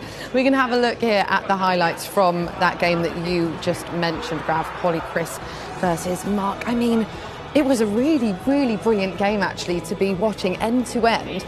Mark seemed really frustrated. Brandon, did that result surprise you? I think on paper we know that Polychris is a veteran that's played quite a bit in the LALIGA FC Pros here last year, but then when you're playing against Mark 11, who, don't get me wrong, he's flown in from Australia to play in this. He's obviously loaned from his esports team across the Falcons to then represent this club for the first time in LALIGA FC Pro. At that point there, you think he's running away with the game. You thought maybe it was job done. Next thing you know, 5-5, and then an absolute eruption from Polychris saying, look, you might be a new player here in Spain, Nicole, but doesn't mean you're getting an easy ride. Yeah, I mean, it's important, Grav, that Mark can kind of step away, dust himself off and go again, because the games are coming thick and fast today, hey? That's the thing. He'll probably play in 30, 40, 1 hour, and you gotta be on point, because if you lose a match, of course you're gonna be still aiming for the top 8, and it's possible, but if you lose a couple of them, that top 8 is going to be tough. Okay, let's have a look then at the results. What has been going on? I don't know about you two, but I have been running around trying to get my bearings with everything that has happened. I mean, Chechu LJR Peixoto, Brandon, that was a very interesting game, wasn't it? Yeah, absolutely. I mean, look, full of goals, wasn't it? I mean, one I wanted to talk about too is Neat. As Gravison said, he went to Portugal last year to change up his league, but came back home to Spain where he's won this competition 2 years before. He loses to Hidalgo, who, if I'm being honest, I wasn't really expecting that from Hidalgo. He openly said, I haven't been playing as much of FC 26 this year. So a bit of a surprise him on there. What I love is because there's been so many brilliant games already, we totally forgot about Neat Hidalgo, didn't we? The featured game, and that was a big shock. You're right, Brandon. Maybe we need to give Hidalgo a bit more respect, Grav. For sure. I mean, I had the chance to talk to Hidalgo just a few seconds ago, and he told me, I wasn't expecting that. I wasn't expecting to be able to play as good as I did because he didn't train that much. He literally said, when we spoke earlier today, I went, have you been playing much this year? And he went, not really, no. I've been playing the last 5 days, a lot though. So I said, he's giving me the impression that he's given up sort of at the end of the season. If he plays like this and can do that against the former champion, I think we might be seeing him for a bit longer. How on earth has he managed to pull that out of the bag when he's just been chilling, putting his feet up for the past few months, Graham? I really don't get it. I really don't get it because you're playing against Neat. It's not only getting a win, it's against a 2-time La Liga champion. I don't get it. That is crazy. But one man that we were just speaking about is about to join us. Polly Chris, I mean, come on in. Come join us. Hello. Hi. How are you, boss? Done. Oh, we're doing it. Hey. Congratulations. Thank you so much. I mean, that was a great game for us to watch. What was it like for you? It was a difficult game, but I think I have the mental on all the game. And I know that I can beat him, and I do it. How were you feeling this morning and today coming to Barcelona to start off the tournament? I'm so nervous, but I have a lot of mental. I know that I have to relax and a lot of this and try to win. Yeah. How hard is it to relax? You know you've got to do deep breaths. You know what you've got to do. How hard is it to actually be able to keep calm in that situation? I do it a lot when I pause the game. Yeah. I pause and I have 90 seconds, I think, and I'm more or less 50. I only... I like that. Just relaxes himself, doesn't it? Yes. It is interesting. And the other thing that I want to ask you, Polly, is that coming into the match against Mark, you know you have these big players from outside of Spain coming over, but they do struggle in the first couple of matches. Did you feel like coming into this match, he wasn't as favorite because, especially in that first and second match, he's still adapting to it all? Yeah, I think that it's so difficult to come here because we have the net is a little bit slow than, for example, here in Australia. And I think it's difficult to adapt. The last year I played with Obrun and he did the same. It's so difficult to play here. Question for you, Chris. How do you feel about all these big names coming to Spain? I think out of the 37 players, 27 are Spanish. The other 10 are overseas that have come in. Nicholas, PH, Nathan SR. How does that make you feel? I think this is the most stat league probably in the world. So good for the league, and the Spanish people have to beat him. We have to work, and try to beat him. Yeah, brilliant. All right, Polly Chris, thank you so much. Well done. We can't wait to see more from you today. We're going to let you go and get ready and do some deep breaths. But we were just talking about players from all over the world. So shall we hear from some of them? Well, that's the table as it stands. I mean, look, we haven't even seen the end of round one yet, which is the crazy thing. There's so many teams playing. We've got technically part 3 of round 1 up next. And of course, in those names include the likes of PH, and we haven't seen play yet. Obrun, of course, looking forward to seeing what he could do. Nathan SR, E Libertadores champion, coming to the Liga FC Pro for the first time. And it was interesting, Grav, hearing from Chris there saying that people are finding it hard to adjust over here in Spain. Yeah, I remember that match against Oberon. It was 6-5 last year, and Oberon wasn't playing nearly as good as he did then in the Cup and finals. So, and that week one, you are struggling. And I feel like when you're Spaniard, you've been playing here for what, 3, 4, 5 years, you know it's not the same as playing in the FC Pro, in the Champions League. You gotta adapt. And I feel like when you're playing that first match, you know you have more chances of beating your opponent than if you're playing on a cup final stage. Also, player who's playing in the next round, Nicole, you'd be happy to know. Go on. Kone. Oh, he's back again for another year. I do love Kone. Yeah, Back I for wasn't sure if you were going to say Kone, Flipacito, because Flipacito brings the vibes, doesn't Can't wait he? to see him. It does. Yeah. Right, we're going to pause this chat there because I tried to throw it earlier, but didn't Oh, quite really? work Oh, well. sorry. We were talking about players coming here from all over the world. We want to actually hear from them and see them, so let's have a look at this.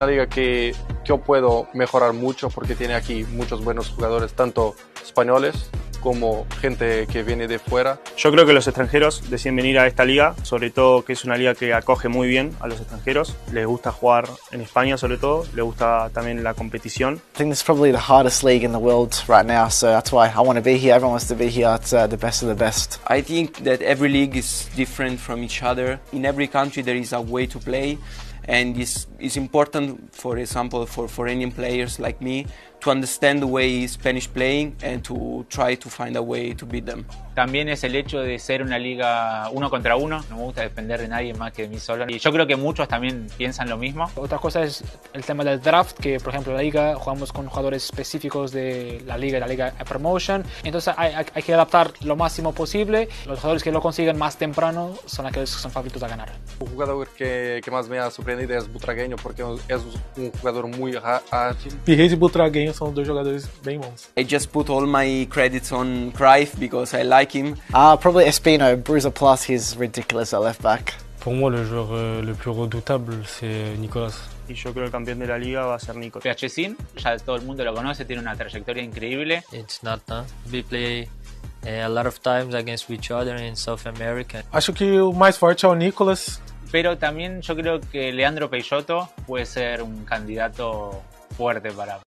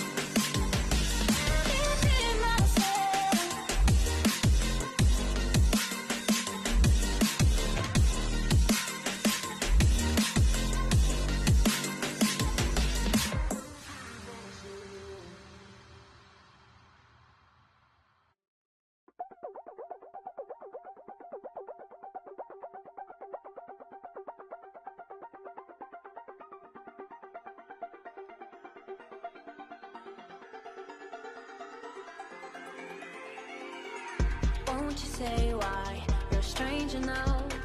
Your eyes escape mine when I sit you down. Don't you feel like we're holding on onto a fairy tale, but the magic's gone? Been months of bluffing the blushes and faking the butterflies. Wake up, yeah, I'm kicking the castle down.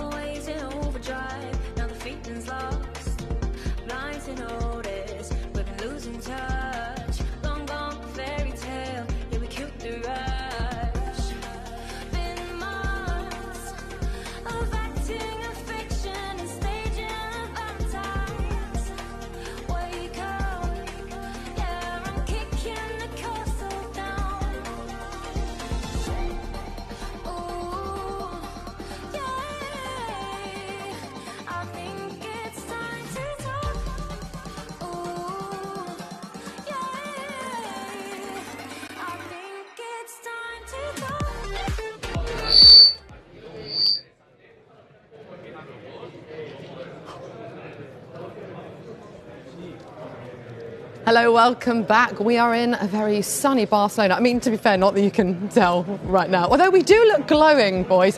Richard Buckley has ran through the studio to join us. Ricardo Bacalero, as we decide to call him when we are here in Spain. How's it going? I mean, some brilliant games we've seen already today, and we're only a few hours in. Yeah, absolutely. I think that last round were quite interesting. A few of the favourites not quite doing it. I thought the interview with Paulie Chris were quite insightful as well, sort of saying, I think, peeling it back a little bit, the Spanish players not always happy that so many players from non-Spain come into their league and play. And I think he'd probably taken it among himself to say, look, you can't just walk in here and take spots away from us. You can't just walk in here and beat us. And I think Mark Levin will be very disappointed not to pick up 3 points there when you look at his 6 games that he's going to be playing. Yeah, I think that's a good point. Do you think there is something in that graph? Yeah, for sure. I mean, not only that, but I did hear you and Ryan talk about the points that you should make to make it into the top 8. Yeah. And you got to win against Pollo Chris.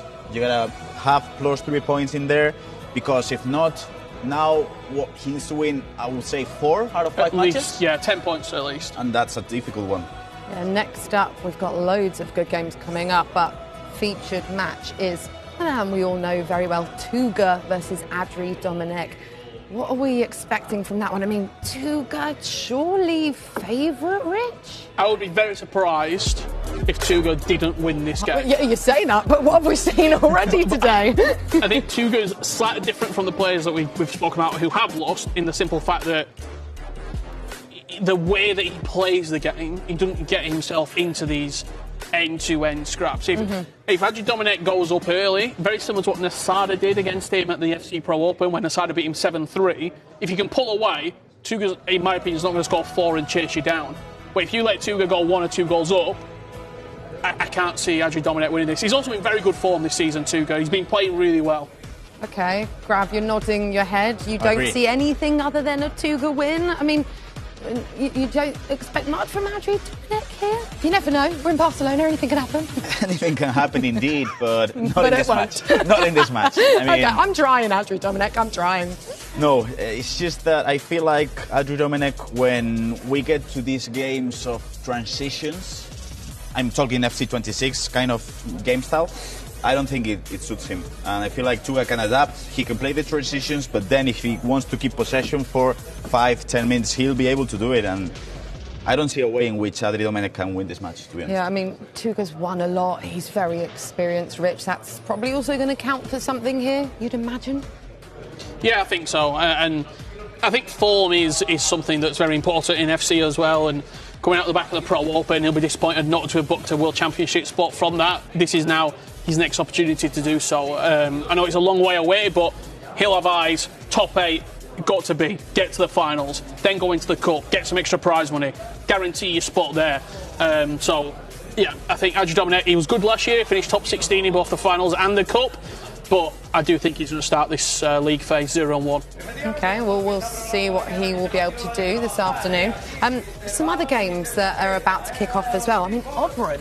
Yep. I'm looking forward to seeing him. I mean, a lovely guy. I do love Oberon, but we also know what he can do.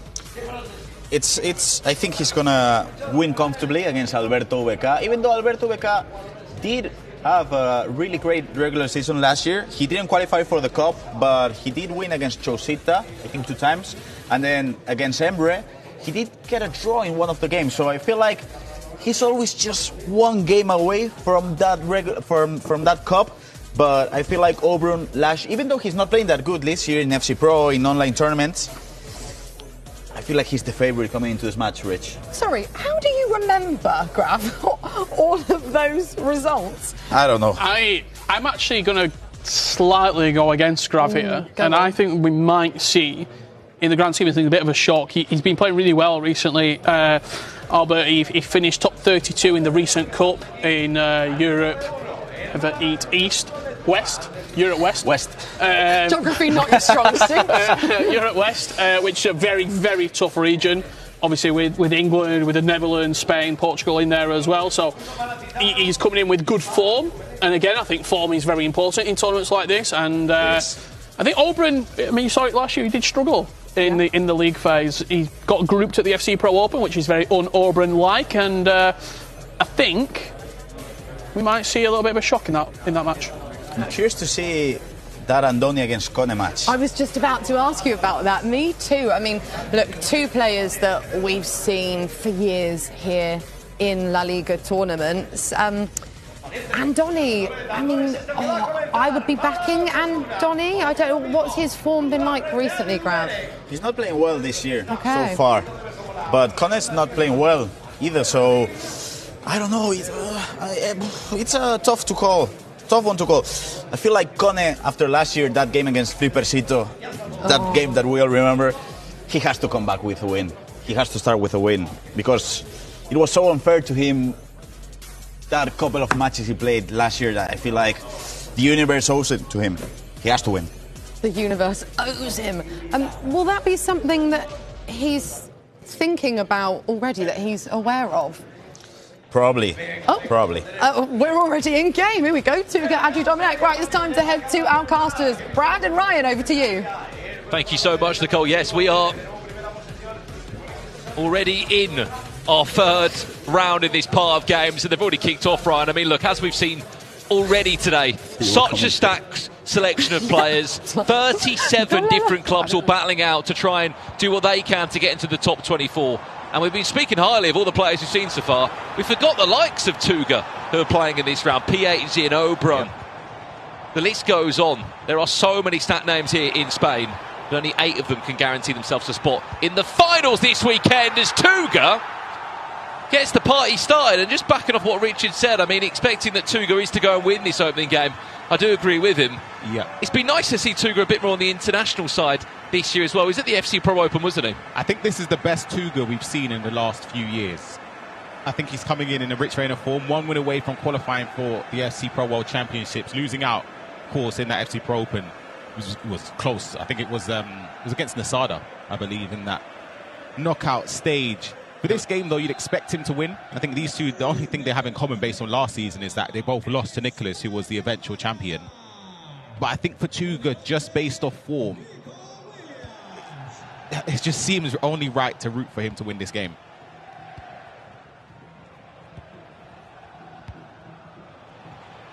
Andrew Dominic has been, I think, one of the most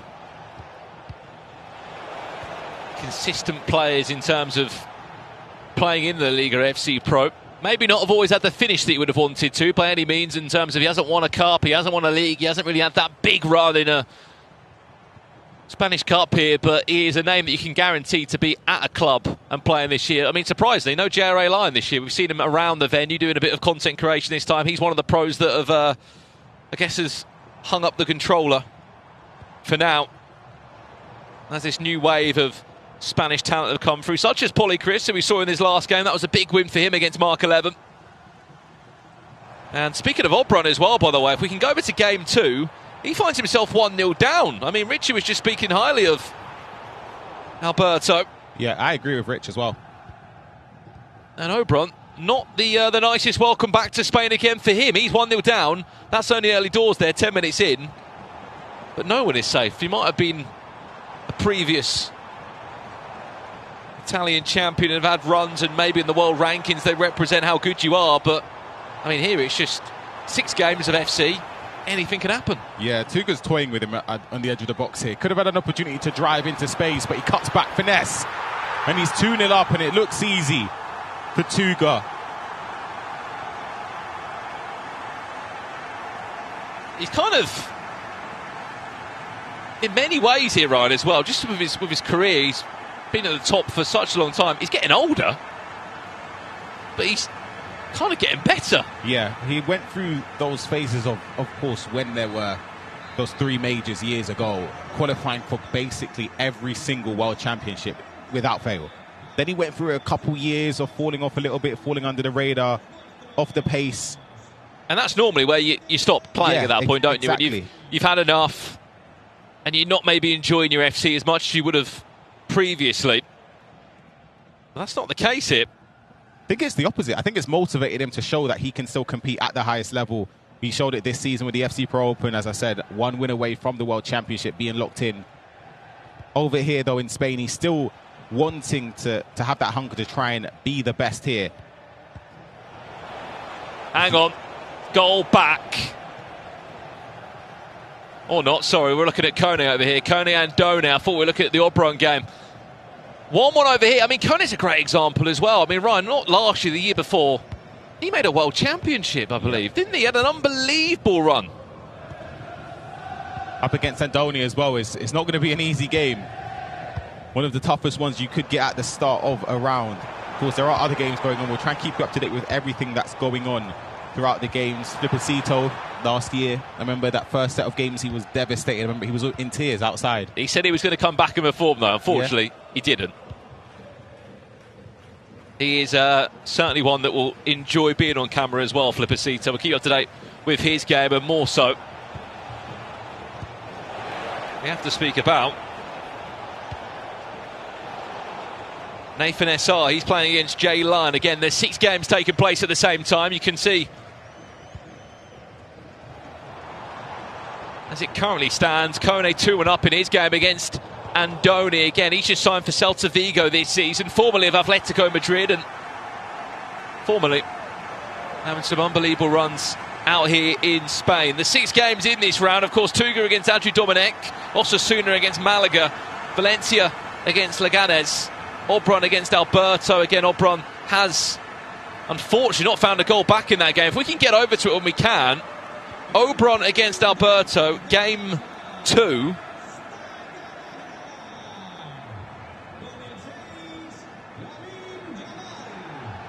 It's 2-0 down, Ryan. I mean, by his own standards here, this isn't great unless he's just pulled a goal back there by the looks of him having a drinks break. He'll be nervy, but I think he'll be hoping it's not a familiar sight, because last year the FC Pro, or the La Liga FC Pro, he didn't perform to his standard. It was well below par. But as Rich said as well, and Gravity, we were deliberating about who would be the favourite in this game. I agree about Alberto Vica. It's not an easy game. Somebody that's performing really well based on recent form in the European West qualifiers. He's done unbelievably well. Oberon has done okay, but by his standards, it's still below.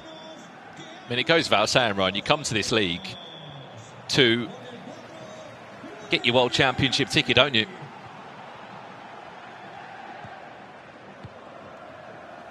You get your E-Champions League ticket, your World Champions ticket.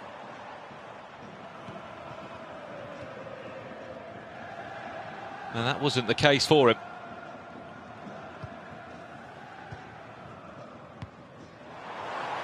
Speaking of which, Oberon wins himself a corner.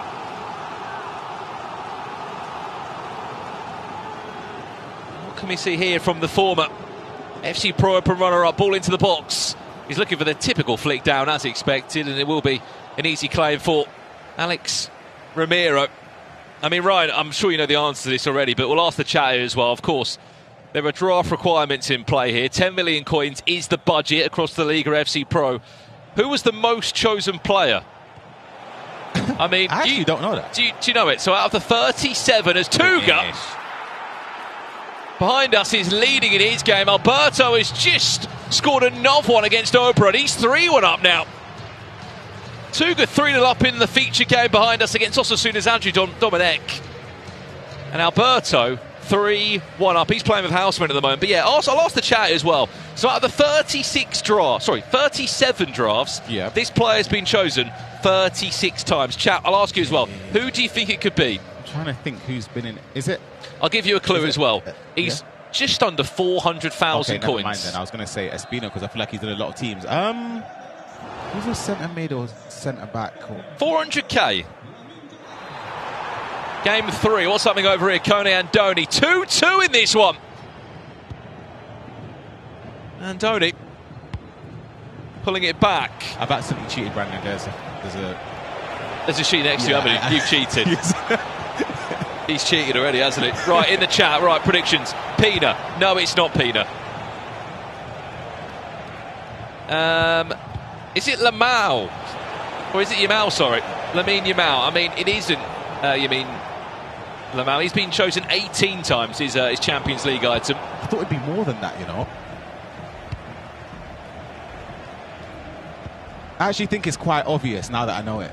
but I wouldn't have said it. Is it Frankie de Jong? No. Again, okay, I'll give you another hint. Doesn't play for Barcelona. So that probably means he plays for the obvious. Real Madrid. 36 times he's been chosen.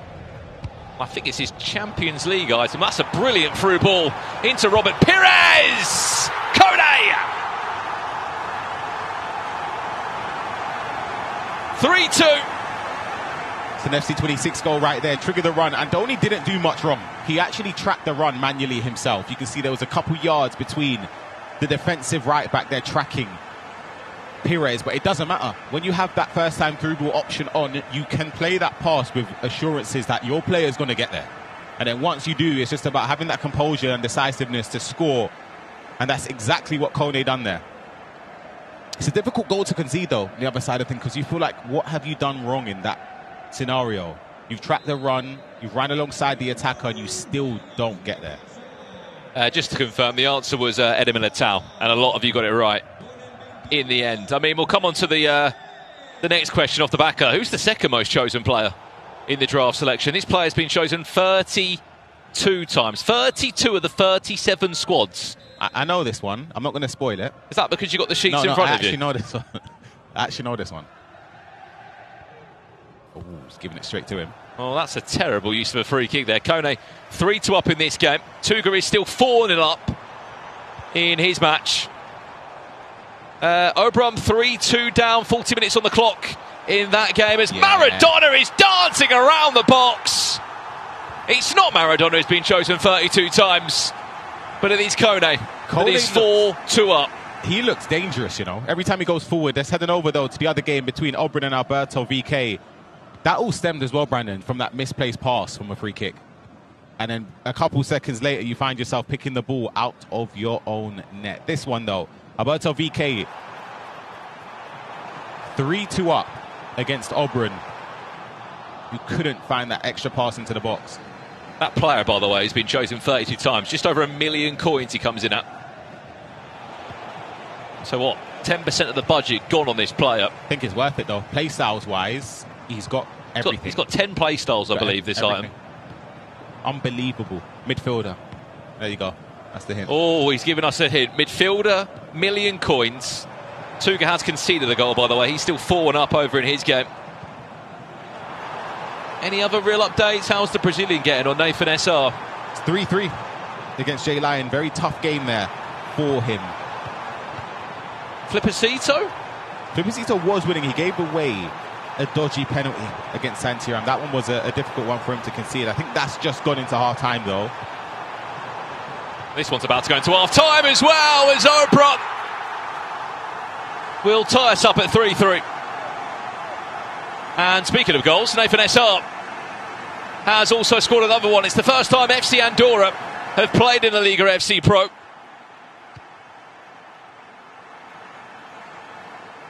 Nathan SR, one of the fellow South Americans that have made the journey over to play in LALIGA FC Pro. You remember Resende last year playing for Real Sporting, who made it into the final, didn't he? He played against Nicholas in the grand final. He did lose that, but he still got his World Championship spot. I think for Nathan SR and PX in as well, two of the Brazilians will be hoping they can have the same fate of getting their World Championship spots from the LALIGA FC Pro. But Nathan SR, I've heard a lot of big things about. Unbelievable a few years ago. The last probably 3 years, I'd say he's been sensational. 3-3 over there. A lot of you were saying Cruyff, by the way, was the answer. It was Bellingham. Thunderstruck Bellingham was your answer. The second most used player in these FC Pro La Liga drafts. Again, you are joining us for the group stages here in Barcelona. We're here for 2 days of action. Right, back to game one now for a second. Tuga was 4-0 up. He has conceded the goal, Ryan, but we just kicked off the second half and we're hoping for more of the same. Very much in control. Yeah, we've seen some results sort of turn on their head, though, especially from round one, where some players were up 4-1 or so, and they ended up drawing or losing games. I think for Tuga, though, with this much experience, he's probably one of the very few players that would be confident to see out a game. Could have scored there to make it 5-1. And he's got a corner where he would have definitely had a lot of practice around. To keep an eye on there, the little knockdown. You can see Jude Bellingham over to Yamal. Well, what can... An important tackle there. I mean, in your eyes, Ryan, what is the perfect way to take a corner right now in the game? I think exactly what Tuga done there. You play it towards the back post, you do a player lock to try and find a player to knock it down to. Is that knocking it down in the box or outside the box? It depends on sort of the player that's you selected, in my opinion. I think you can have success either way. You don't even necessarily need to player lock it. I think for people at home, maybe they think it's a little bit overcomplicating it.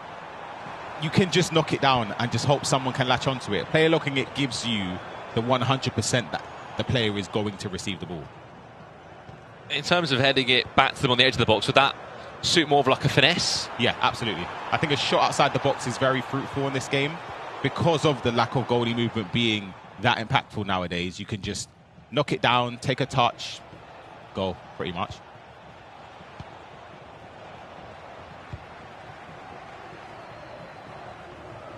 As all the games are underway in the second half now.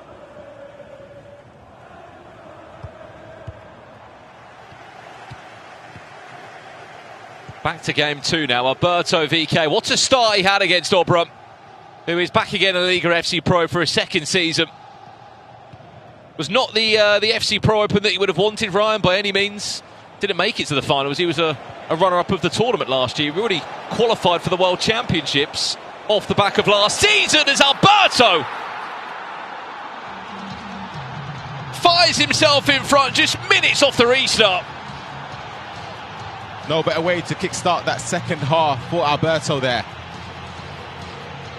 And Oberon finds himself losing again. As I said, last year, Valencia didn't have the greatest of tournaments here as well. And the result stays the same, albeit a long way to go. Could be a familiar start for him.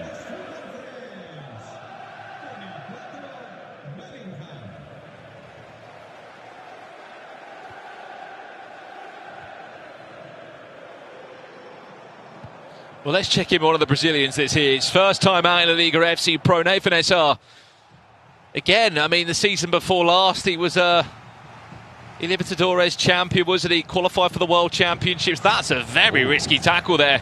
He's got away with it, and Levante are going to make the most of that. 4-4. Nathan SR will not want to see that one again.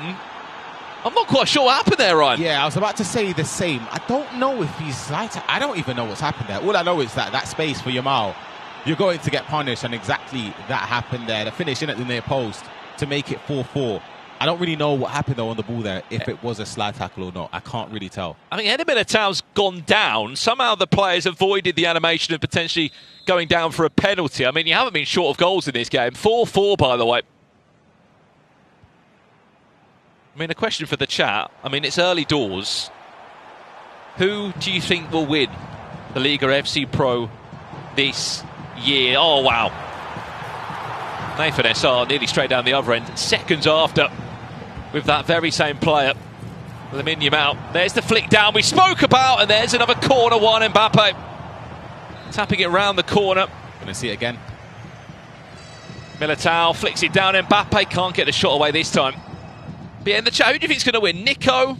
A lot of people saying Nicholas thinks he's going to become another champion again. He's got a bit more to play for this year, in my opinion, because he needs that World Championship spot, and more importantly, he wants to be back at the Champions League on top of that. But there are, I mean, I look at Mark 11. I mean, for him, this is a sort of a now or never for him to try and get himself into the World Championships too, because if you don't follow the FC Pro ecosystem, if you don't have a good FC Pro Open, you don't have a good start to the year, yes, there are play-ins and there are last chance qualifiers. But if you can get it done, speaking of getting it done, Pedri will do just that. And Levante are now 5-4 up. 2 goals from the restart in just over 5 minutes. The Brazilian, on his debut season, finds himself a goal down. Yeah, it was a lovely bit of play as well. It looked easy, just based on the way he cut through Nathan SR's defence there, but it was just decision-making, playing the first-time passes in those right positions, the through balls, and J-Line finds himself leading against Nathan SR. And this game as well, we left it with Alberto VK still leading, and that is the case right now. Oberon on the attack, though, with Cruyff. Speaking of Cruyff, Ryan, I mean, look, only 10 people as Oberon's equalised there. Only 10 people spent the 5 million coins on Cruyff. It's 50% of your budget. Yeah, very, very expensive. And I feel like when you're spending over half of your budget on a player, you have to make sure that they're the focal point in every single thing going forward. Would I have opted for that if I was playing? Probably not. I feel like it's good to have a well-rounded attack because you could do reasonably well with the likes of Yamal, etc., who still do cost quite a decent amount, but it's nowhere near the 5+ mil that Cruyff will end up costing you. And a question for the Twitch and YouTube chat as well. Simple yes or no. Would you be spending 5 million coins on Cruyff in your team? Remember, you'd have 3 icons that have previously played in La Liga during their playing time. But half your budget gone on one player. Remember, you've still got to fill 10 more spots outfield and a bench. It is a lot of coins. Right, where do we want to head next? Because we have got 6 games. Alberto, 5-4. He leads against Oberon.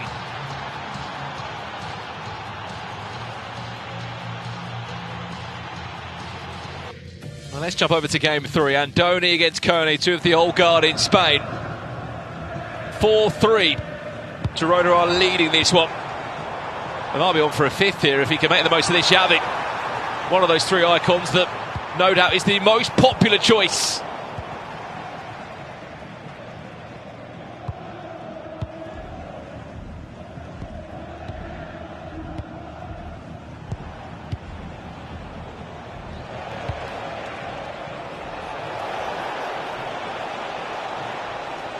Might actually surprise you, to be fair. I mean, it surprised me. Who do you think's been the most chosen icon? Xavi. It's not. I mean, I'll ask the chat. I mean, who do you think's been the most picked icon out of all of the teams here? I mean, it's out of 2. Do you want me to answer it again or no? I don't need to give it away just yet, but it's 23 teams he's in. De Jong, extra pass, blocked. And how close it is, by the way. Sorry, 22 teams he's in, this player. Xavi's in 21 of the teams. And this player's only 155k. Yeah, bargain. 155,000 coins. It's not Iker Casillas. It's not Cruyff. He's definitely not that cheap. Heavy? Is he going to get there? No way, yeah. I mean, the Arsenal route's in you. Yep. I don't want to spoil it. I think you know who it is. Kone loves the counter. Tell you what, he's won a free kick in quite a dangerous area. This is goal shooting scoring distance. Range. Absolutely, I'm going direct here. No doubt about it. And the answer, by the way, is Robert Pires. 22 sides he's in, Ryan. He's the most picked icon out of any. Right, well, Maradona's stepping over this. This is a goal. Can he score from this kind of range? Let's have a little look. Maradona for Kone. Bends it in, and of course he does. Round the wall, top corner. We said it was shooting range, Ryan Pessoa. When you give away a free kick within that proximity of the goal, you kind of know already it's almost like a penalty.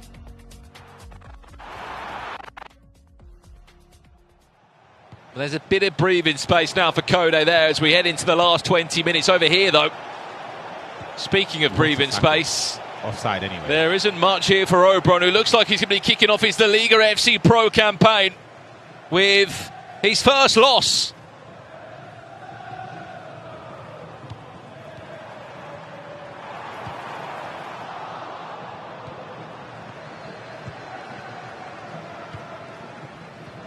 Not the start he would have wanted, especially when there's only 18 points up for grabs, Ryan. Yeah, you kind of want to start off extremely well, especially if you're like Oberon, where your expectation would be to finish in that top 8. You're not even looking at the top 24, really. You want to make sure that job is done already in this opening part of the season.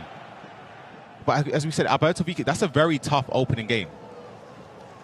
It's an awkward one because he's coming in, as we mentioned, on form. Offensively creates a lot of chances. Defensively knows how to keep the ball in important areas as well. It's a horrible first game.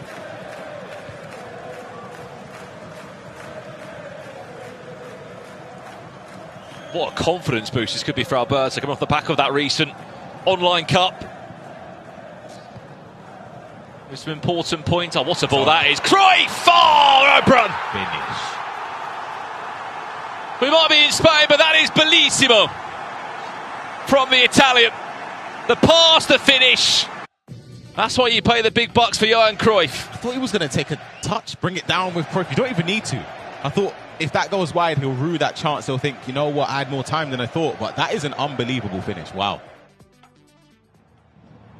5-5. Alberto not quite clear in that game yet. Over here, by the way, 6-all. Levante against FC Andorra.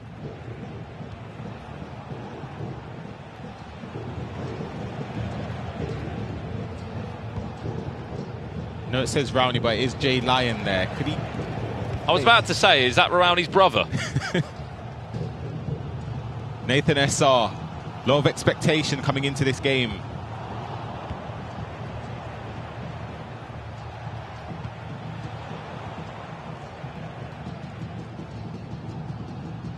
How much would it give you, Ryan, just in terms of a little bit of a boost to get those first 3 points under your belt?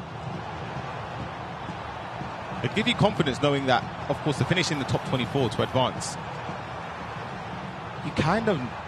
you'd only need a few more points. Well, there's your scores at the bottom of your screen. And from left to right, Tuga 6-3 up in his game. 5-5 Obrun against Alberto, Kone 6-3 up now against Andoni. Flipacito, unfortunately, finding themselves 5-2 down to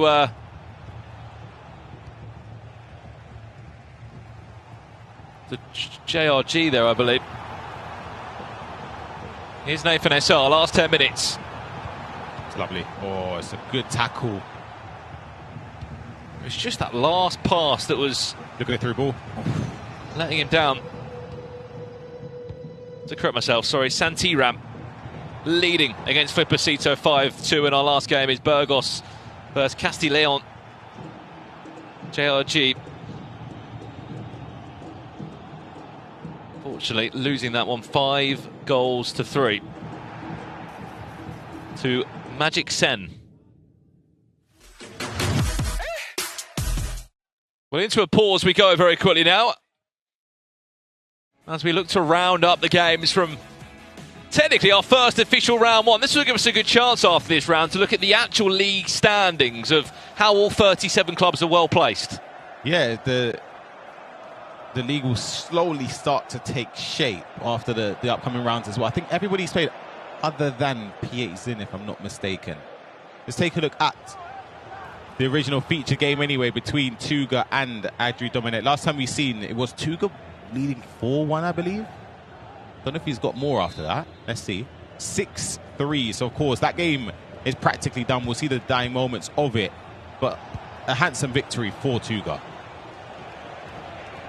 And I was sitting there and I wasn't sure if I was just confusing myself, Ron. I was like, PH definitely has not played. Yeah, not yet. Out of the 37 clubs, 36 have played. Oh, sorry, not that many. But Tuga... 36 clubs have played. You're confusing me now. I am. 36 clubs have played, yes. Of course. 3 rounds of 6 games. That's 36. So out of all that, PH is going to have to wait, what?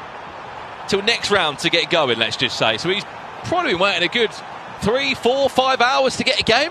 Yeah, and for him, beautiful play there as well for Tuga to get the goal difference on the board and to see out this victory in style. But for Peterson, he still will be in the top 24 without having played a game, because obviously people would have lost below him. So he's okay. Let's take a look at this game as well, Brandon. Alberto VK against Obrun. Last 5 minutes or so. Obrun now leading 6-5. Well, that is a great win, by the way, for Tuga. And with the goal difference +4 there, that could do wonders for him, being in the top 8, as you said there, Ryan. Back over here now. Obrun. Speak about a masterclass. How he's turned this on its head, potentially. We saw the 5-5 Cruyff goal. And now it's in his hands. Oh, that pot, was he not on?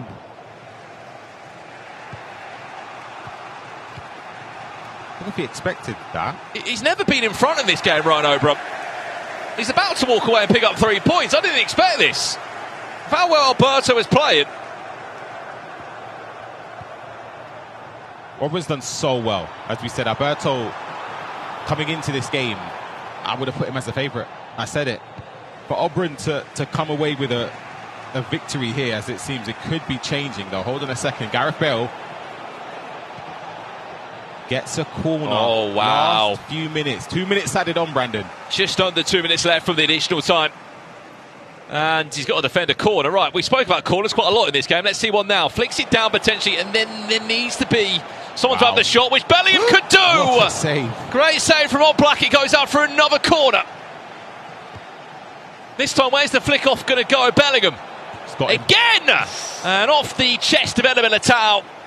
It's frustration for Alberto. He'll leave match one with 0 points, but for Obram, he will pick up a huge 3 points. How he's turned that around, by the way. Speaking about the levels of some of the international players that have come in. Look at that performance from him. Yeah, that is a huge win there. As we said, it looked as if he was destined to lose that game. Best case scenario, maybe sneak a point. But the fact he's turned that game completely around, you can see how dejected Alberto VK is, and I understand it as well.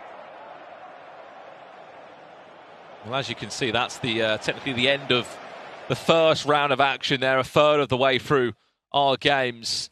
We are still underway in this game. Jay Lyon against Nathan SR. Last time we saw it, I'm pretty sure it was about 6-6.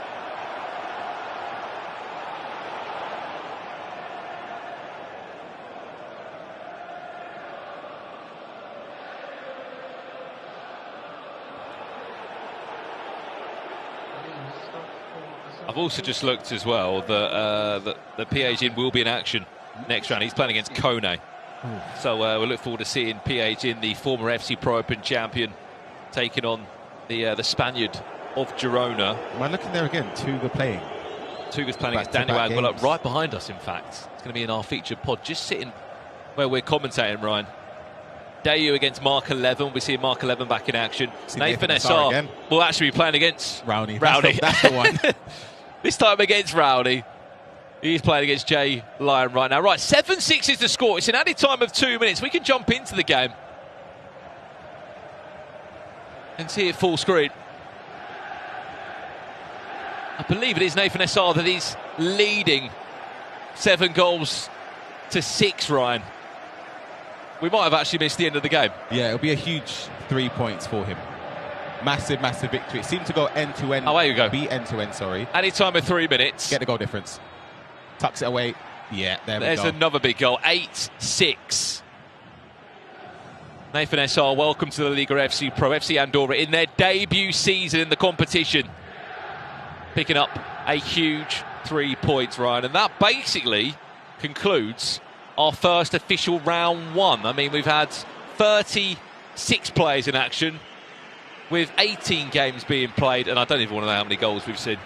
Yeah, a lot of goals. But for Nathan, that's a huge win there for him. As we said, it looked a bit nervy at periods of the game against Jay Lyon, winning 8-6 there. But the benefit as well is that he goes straight into the next round. I feel like the players that are playing consecutive games, you do have a slight advantage, in my opinion. And I think maybe that could see out in the next round against Rowney.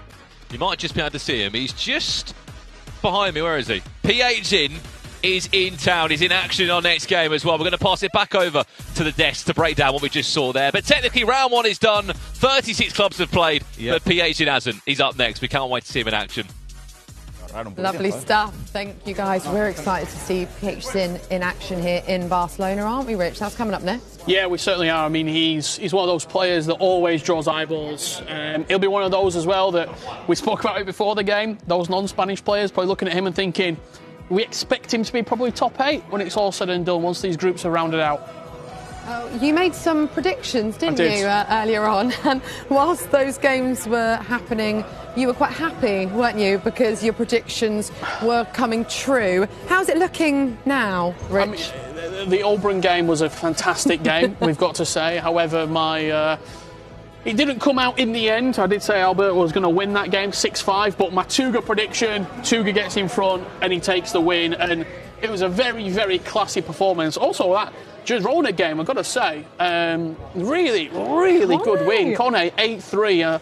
We heard Ryan on commentary talking about him as well, saying he looks really good right now, playing well. Yeah, we're having a look at some of the results here on the screen. But yeah, we spoke about Kone earlier on. I mean, you know, a big name here in Spain. He has been competing in La Liga tournaments for years. He's a lovely guy as well, very sweet. And it's nice to see him with a big win, but against Andoni, Rich. Quite a surprise there. We can have a look now, though, at the highlights from the game we were just talking about. Oberon versus Alberto. It was not the best of starts for Oberon by any means. Was it, Rich? What on earth went wrong? From what we saw, he scored that second goal, Alberto, then there was a pretty lengthy pause from Oberon. You saw him talking around to his coach Giove, trying to just settle himself down. He struggled in the league phase last year, did Oberon, and we saw his best performances coming out at the Cup and then at the finals as well. This will be a big burden off his shoulders, getting this win, and I tell you what, it didn't come without a little bit of late drama though, because those couple of corners that he had, on another day, Jude Bellingham finds the bottom corner there, low driven, 6-6, points even, and Oberon probably looks at that performance, if he wasn't to win 3 points, and think, out of the games I've got today, that had to be a win. Why didn't you think that Oberon would get the win just before the game kicked off? He's just not been playing well recently, being completely honest. I mean, the standards that he sets up on himself are grand finals, are semi-finals, are going late in tournaments. He got grouped at the FC Pro Open, which is very, very surprising for a player of his stature. And the recent tournament that we saw, the most recent data, shall we say, if you're just going off stats, Alberto played really well. He finished top 32 out of, I think, over 250 players, and he played well. You see the table as it stands right now. Look at that. Kone sat top.